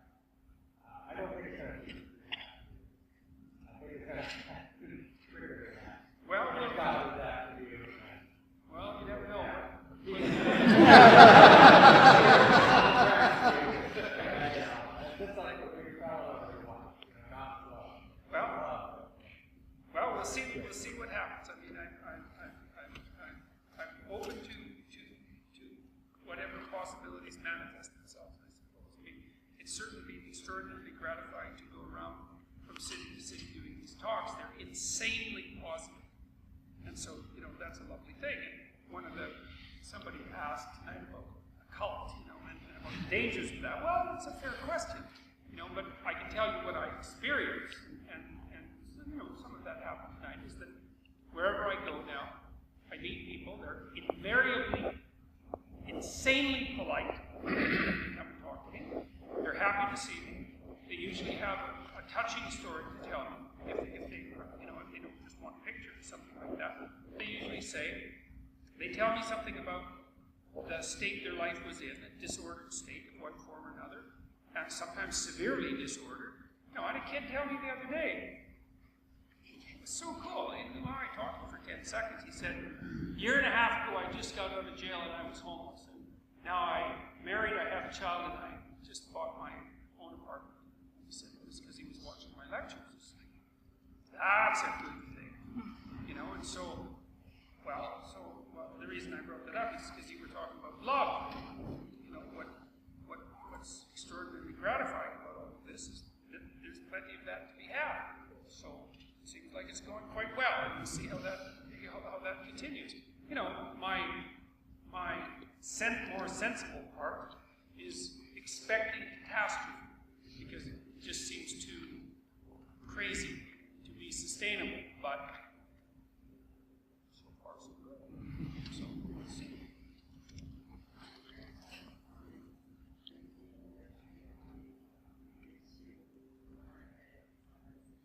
Yeah.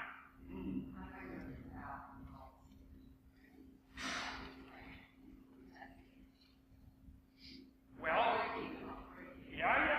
That's a good question. Well, Can it be restated? Oh yes. The lady who asked this question has a particularly tough-spirited 6-year-old. She's trying to figure out how to deal with him without, crunching him too hard. I wrote chapter 5. Don't let the child do anything that makes you dislike it. I would say you need to talk to your partner.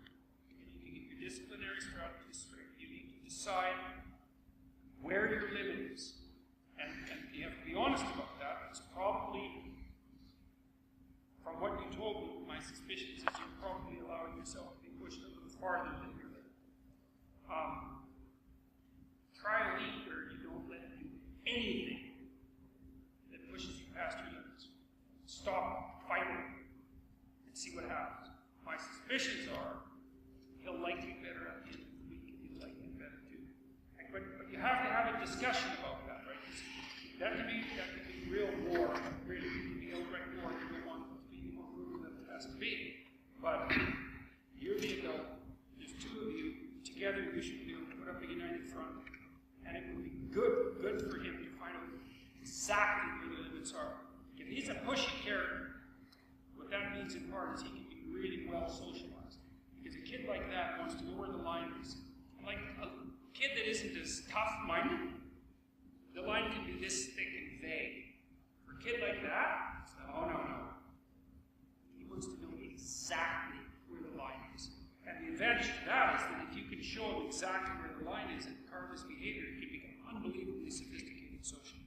And so that's the advantage in that kind of pushiness. But I would say it also sounds like he's tough enough so that you're probably not going to take the spirit of it.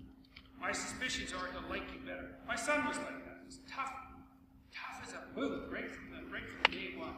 And one of the things I experienced was he'd get out of hand a bit and annoy me or annoy my wife, and we would get together and talk. So that kid, he's pushing limits again.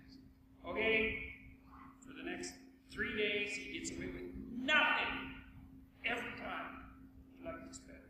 It really shocked me because I wasn't sure that would happen. But, he's looking for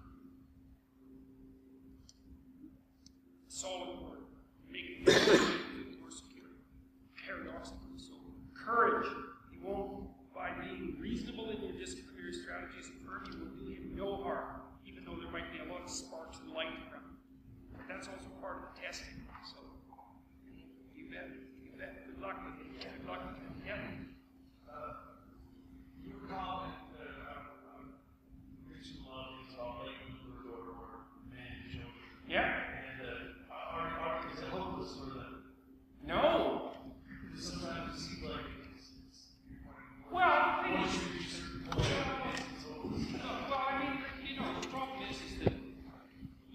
accumulate so many undone things around you that you're too old to deal with them. You know what I mean? Your life can turn into a mess.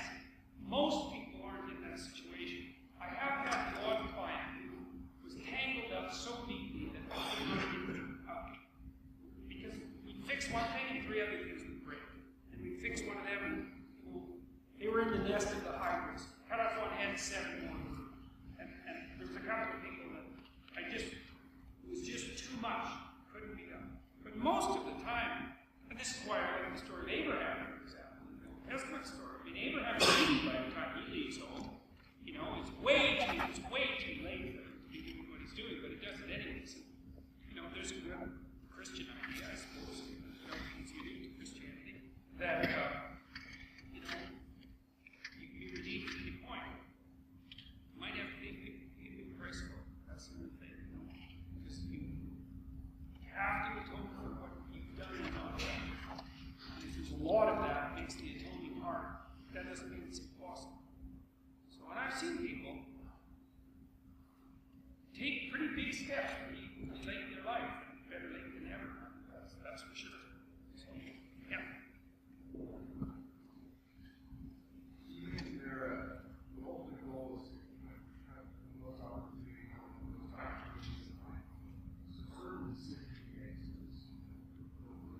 Yeah. Yeah. Yeah.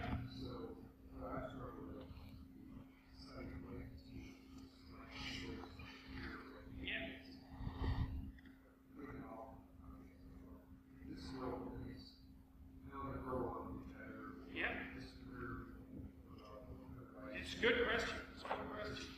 Yeah. Okay, so, well, one thing I would say is you might want to listen to perhaps a meeting if you're interested in that, because it was an issue I tried to work out in that book, which is the relationship between discipline and freedom. You know, you can think of those as opposed. Say, well, if you pick one path, all those other paths aren't open to you. Those other paths are only open to you in potential, though. And your potential has to match that. It's the Peter Pan story. Right? Peter Pan wants to stay a kid because Pan means everything, essentially. And so he wants to retain the infinite possibility of childhood. But then he ends up king of the Lost Boys. It's like in Neverland. Well, Neverland doesn't exist. And who wants to be king of the Lost Boys anyways? And he won't grow up because he sees Captain Hook. Captain Hook's a tyrant. Right? And the reason he's a tyrant is because he's terrified of death. And death, well, in the Peter Pan story, it's the crocodile with the clock in his stomach. He's already got a piece of it. And so Hook is a tyrant because he's terrified of death. And Peter Pan won't grow up because the only thing he sees in adulthood is tyranny. Well, he's king of the Lost Boys and he doesn't get Wendy either. So, okay, so the upshot of all that is it's okay to make a decision. You know, you limit yourself, but in that limiting, you also expand yourself. You know, like if you this is what happens in science, for example. Let's say you pick a narrow problem to focus on, because you have to.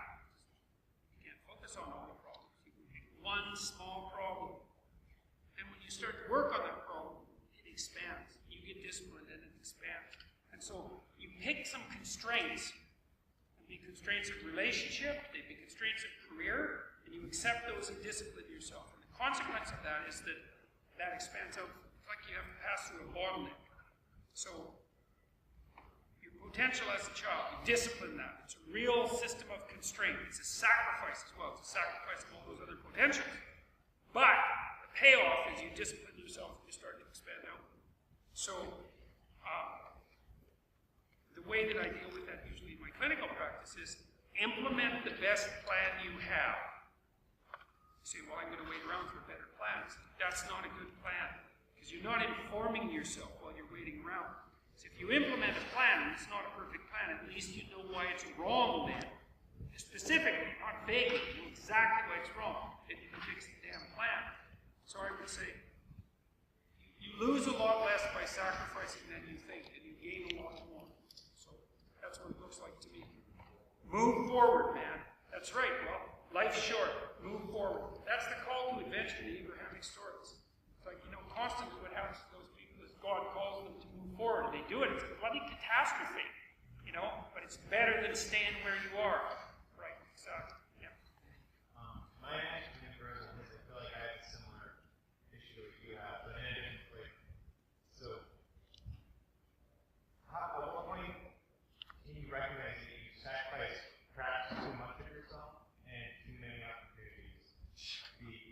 in my case, it's for my family, my mother. Yeah. Her. Yeah. Bitter. Right. Bitterness. Not her bitter. No. What just one of the ways that you can tell. It's like you can tell. One of the things I counsel people to, and I talk about this in Followers for Life too, is consult your resentment. Okay, let's say that you notice you're resentful. It's like, okay, you're resentful. Why are you resentful? There's only two reasons. One is you're useless and whiny, and you should grow the hell up and accept the responsibility. Possibility number one. Possibility number two is you're taking too much onto yourself without sufficient recompense or reward. So you're taking advantage of yourself, or you're allowing yourself to be taken advantage of. It's one of those two. It's like, okay, so how do you figure out which one it is? Well, suspect the first one, right? Because you should always be a little suspicious in relationship to yourself. It's a little helpful that way. And I don't mean excessively, but to be skeptical anyway. Talk to some people about it and find out. You know, people you trust, they might say, no, you're not being whiny at all, you're taking way too much on. It's like, well, then you have to figure out how you can reward yourself for that burden or shed some of it so that you have equanimity. Because you have to be just to yourself. You know, I said, well, you should take on as much responsibility as you can, but that also means as much as you can. If you're starting to get resentful, that's often a sign that you've taken on so much that you're dragging yourself into the ground. It's a bad strategy from a sustainability perspective. So consult your resentment and see. Because you want to be able to iterate it. You want to be able to maintain the burden across time. And resentment can be a sign that you've taken on such a load that you can't do that. So that's a partial answer to that. Your star is rising, and I think everybody would agree with that. How you're attached so frequently now as your star rises. What do you think you've been most misunderstood about? Because your words are constantly twisted. We watch interviews with you all the time. That's a sharp contest, that one. So what you're saying is,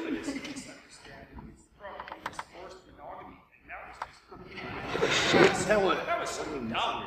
I mean, if you're gonna accuse someone of something, you should accuse them of something that someone somewhere hypothetically believes.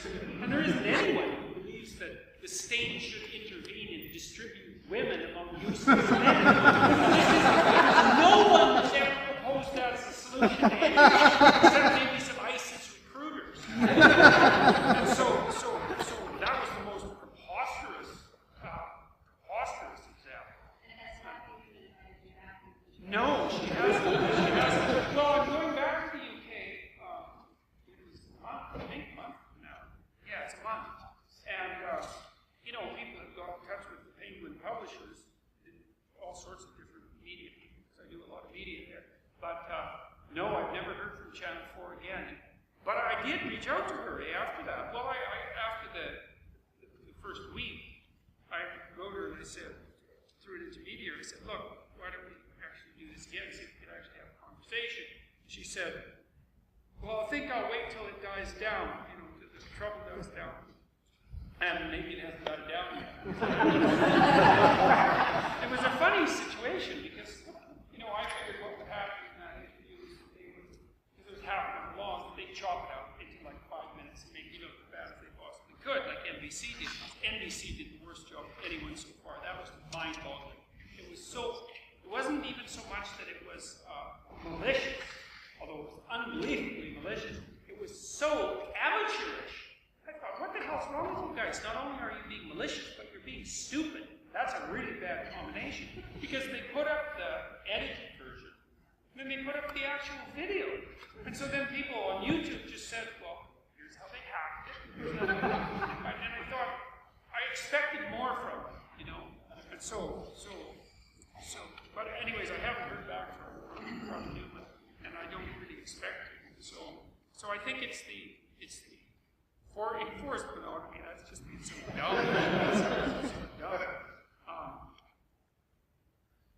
Yeah, the misunderstanding that annoys me the most, I think, is I've been accused of failing to distinguish the difference between postmodernism and neo-Marxism. It's like the pseudo-philosophers come and say, doesn't Dr. Peterson know that postmodernism is skeptical of meta-narratives, and that means it's not commensurate with Marxism? It's like, yeah, I know that, but the bloody postmodernists haven't seemed to figure it out.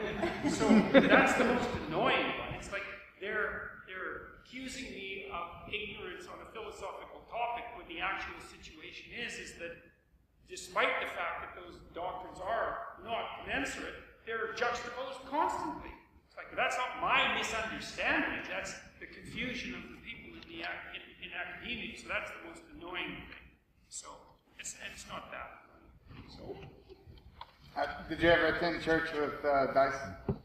No, and I never got invited either.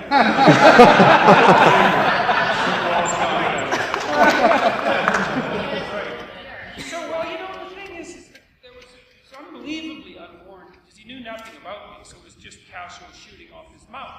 You know, like so I've had plenty of experience with so-called minority communities. Like, I hate to use that terminology. Not that there aren't minorities, not that there aren't communities, but, you know, he doesn't know a damn thing about me or what I know about people who are in a dispossessed situation. So, you know, he was very, he had a pretty decent rhetorical gift. He could be charismatic, had a good sense of humor, but a lot of cheap shots, a lot of fuzzy thinking, and a lot of rhetoric. Like when I pushed him on the white privilege thing, it's like, all right, fine, man, define your terms. It's like all he did was act like that was an assault. It's like, no, it's not an assault. You specify your damn terms. All that did was make him irritated. It's like, yeah, I made you think, and now you're irritated.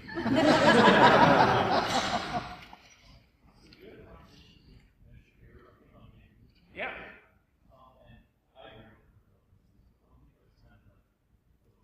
Yeah.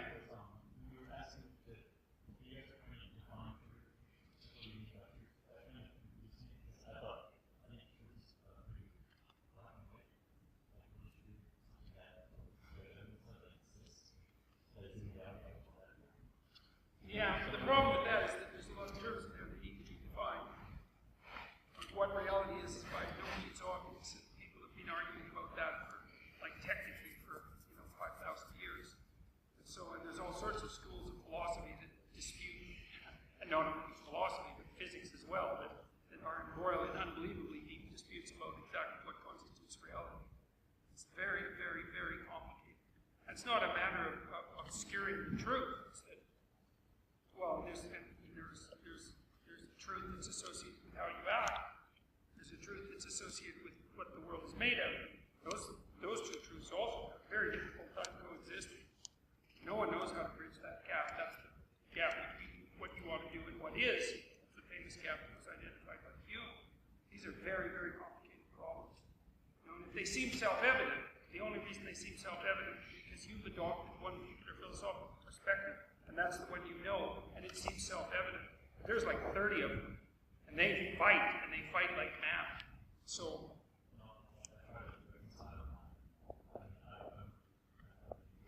yeah. Yeah.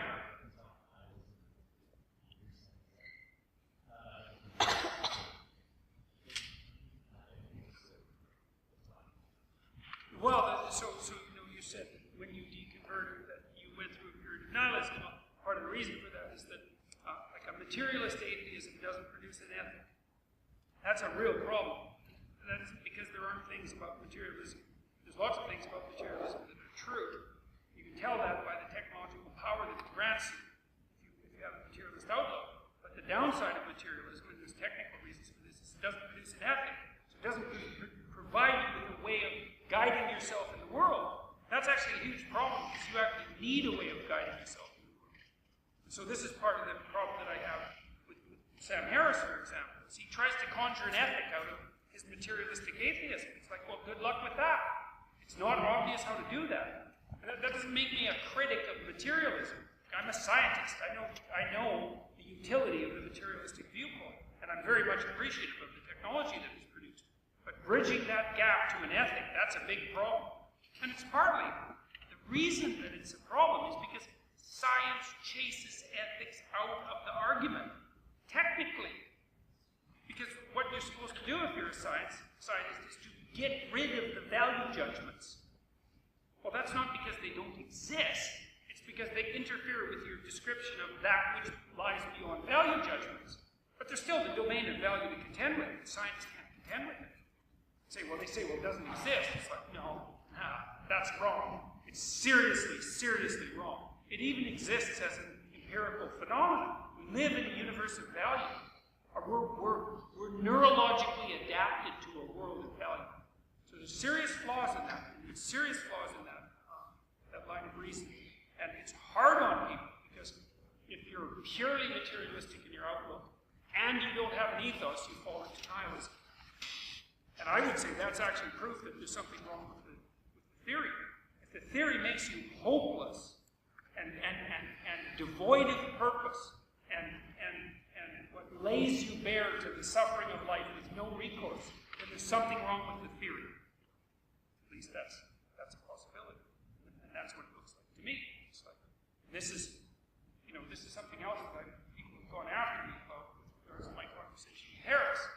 But I think that's mostly because they don't understand what the hell I'm talking about. One of the things Nietzsche said was that truth serves life. That's a definition. It's a definition. You say, well, no, truth is what you extract from an aggregation of material facts. Fine, that's a definition too, but that doesn't mean that definition is a priori correct. Because you're not just a fact-gathering creature. In fact, you're hardly a fact-gathering creature at all. You're something that's striving to live. Well, you need a truth that allows you to strive to live. There's no evidence that the materialistic viewpoint provides that. Well, you say, well, it's complete. It's like, there's no evidence that it's complete. And not only that, it's susceptible to constant revision. It was like 15 years ago we found out that we didn't even know what 95% of the universe was made of. There's plenty of surprises yet to come. So truth, it's a tricky thing, man. It's a tricky thing. It's not self-evident by any stretch of the imagination. What would your advice be for, I heard you say that you chose not to raise your children in a religious... Well, I didn't take them to church. You didn't take them to church? Yeah. How do you solve that problem, or what's your advice for people with young children that maybe, like I was raised Catholic, but... Oh, you should probably take them to church. You say, well, why didn't I? It's like, I don't know exactly.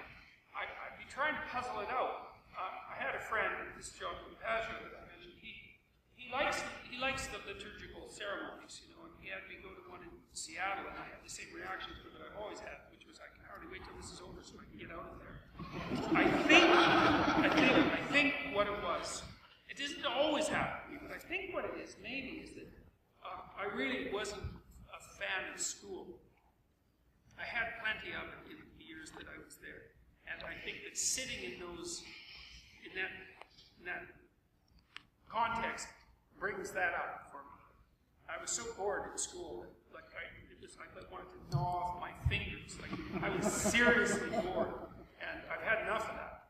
So if you have that same problem, which is similar for me, what would make you think that, especially if you see traits of that in your own kids, is it better to put them through that than well, I don't know. No, I mean, one of the things, when I look back at my early religious education, you know, because I went to Sunday school until I was 13, I did learn the stories. That's something. You know, I was familiar enough with the stories so they were in my imagination. That turned out to be of unbelievable worth. So I would say, if you don't bring your kids to church, then you have the problem of how in the world they're going to learn the stories.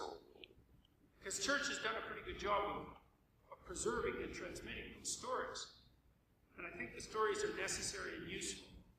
So, but I don't have a better solution than that. Yeah, you could. teach the stories without the Well, you could, but it takes a lot of discipline to do that. Yeah. You know, it's often something you might want to parse off to someone else. I mean, maybe you can handle it, maybe you can do it. You can read to them and so on, but it's a major commitment. So yeah. So if you had to do it over again, you would just bring them to church even if you couldn't stand it? I'd like to say yes.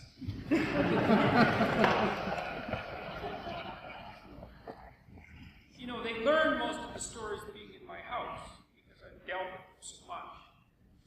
I managed that. I'm very ambivalent about that because part of me thinks that I should go, but another part of me hates it. So I'm ambivalent about it. Probably I should go.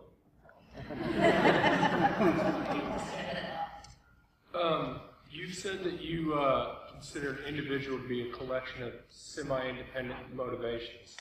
And I was wondering if that scales up to, say, a business with maybe like a board being the equivalent of a consciousness. And then I wonder, might that also scale up to, say, a government? And maybe could the way you conceptualize these rules maybe apply to some of these people wondering what should the principles of maybe self-governance be? Maybe if we figure ourselves out, maybe that scales up. Yeah, I think it does. I think it scales. But then the question that brings up is, how does kind of looking inside avoid becoming jingoistic? Right? So like if a government is looking to itself first in order to solve its problems, what separates that? And then that same question scales down. Like, how do you avoid being self-centered when you're focused? You see what I'm saying? Yeah, well, like it becomes obvious when you scale it up that how does it avoid jingoism when it scales back down? I don't think that being self-centered is actually a good solution to the problems that you have. You know, because you might say, as a collection of semi-autonomous spirits, which is certainly a psychoanalytic viewpoint, and I think a biological viewpoint as well. I mean, you are a center of integration, but you're definitely also a collection of semi-autonomous processes. You know, the question is how to bring those into a unity. You might say, well, you do that by adopting a self-centered perspective to bring those into a unity, but the unity isn't self-centered. And I think the reason for that, I kind of outlined that tonight, is that to get those things operating harmoniously together, which is what you do when you socialize a child, they have to be serving the child's interests now, but in a way that doesn't interfere with the child's interests as it propagates across time. And that's an unbelievably tight set of constraints. You see that operating, I didn't talk about this tonight, but you see that operating even in the animal kingdom. You know, when animals organize their hierarchies, they don't organize themselves in a manner that's purely self-serving if they're social animals. And they also organize them in a way that keeps the rights of the other animals in mind as they organize them. Like the rats. Yeah, like the rats, or like the wolves, or like the chimpanzees. You know, so that self-centered ethos doesn't even work for animals, much less for us. And I think it's because things have to iterate across time repetitively. And the rules for successful iteration produce very, very tight constraints on behavior in any particular situation. So you get an emergent ethic. But do you think that scales the same way the bigger you get, like say with a company and with maybe a government? Like, well, I don't know, because I think things can get so big they just fall over. Right. You know, I think that's the lesson of the Tower of Babel. It might even be the lesson of the European Economic Union, is that it's just too, well, it might be the lesson of the United States too, because sometimes I think that about the US. I think it's just too big. Certainly California. Well, you think, well, you just think, you know, like it's so big that it isn't clear that it can be governed as a unit. Right. You know, like what you do to your presidents is just like brutal. Well, God, it's just too much for one person. It's just too much. And it's 300 million people. You know, it's a big organization.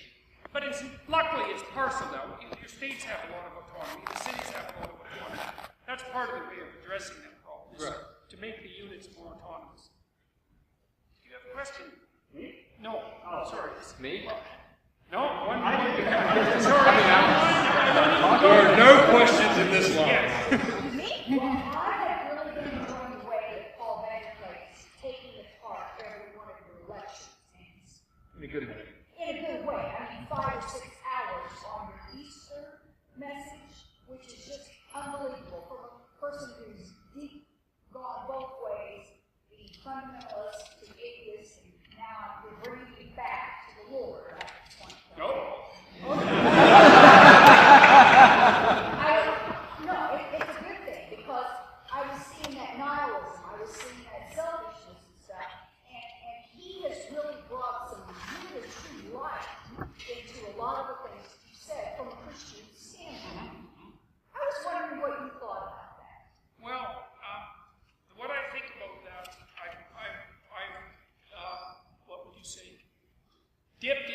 couple of his lectures. What I would say about that is I haven't had enough time to watch them in detail.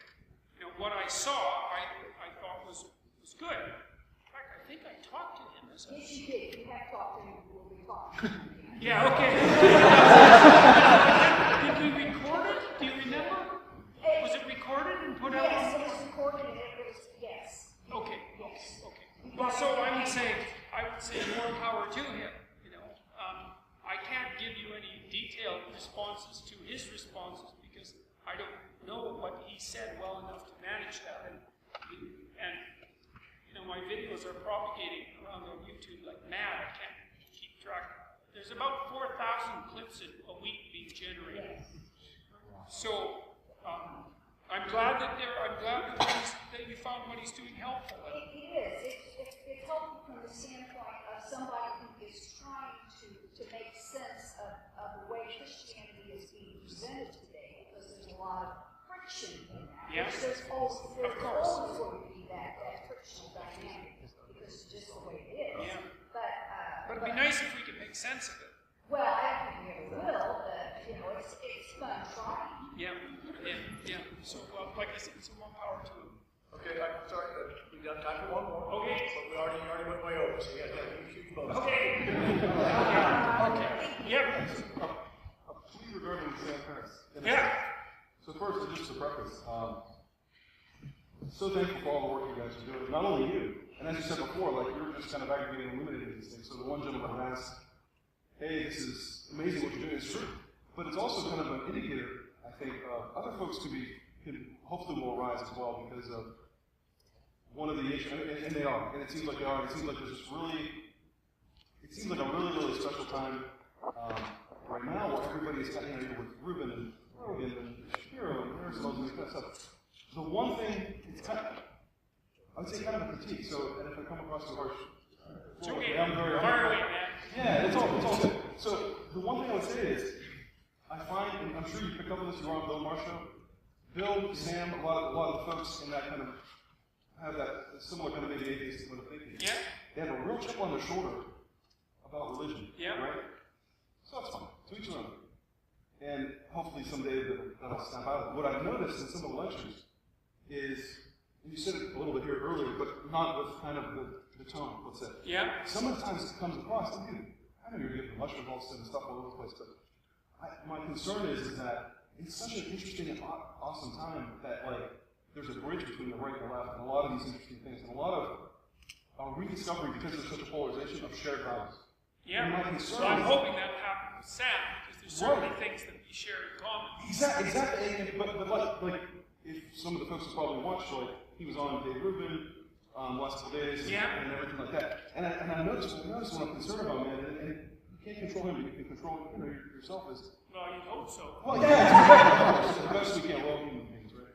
Is like, careful, I would say, be careful. Well, it's not the good No, it's okay, like, go ahead. Be careful, like, not to fixate so much on him, but like, just as you said, these are kind of, maybe the presentation is something of your own construction, but the ideas are not. And just like Sam, he's kind of doing some variation of the same. Yes, definitely. Right. So it's sometimes I think, and the reason why I say this is important because it's just generally important because I think you guys have an opportunity to really aggregate a lot of people on the right and left, and I think that you're going to get more scrutiny naturally just because of the nature of how folks who are perceived to be conservative are going to be attacked more. So anyway, bottom line, the only thing I would say is be careful not to. You almost have to be Star Trek reference.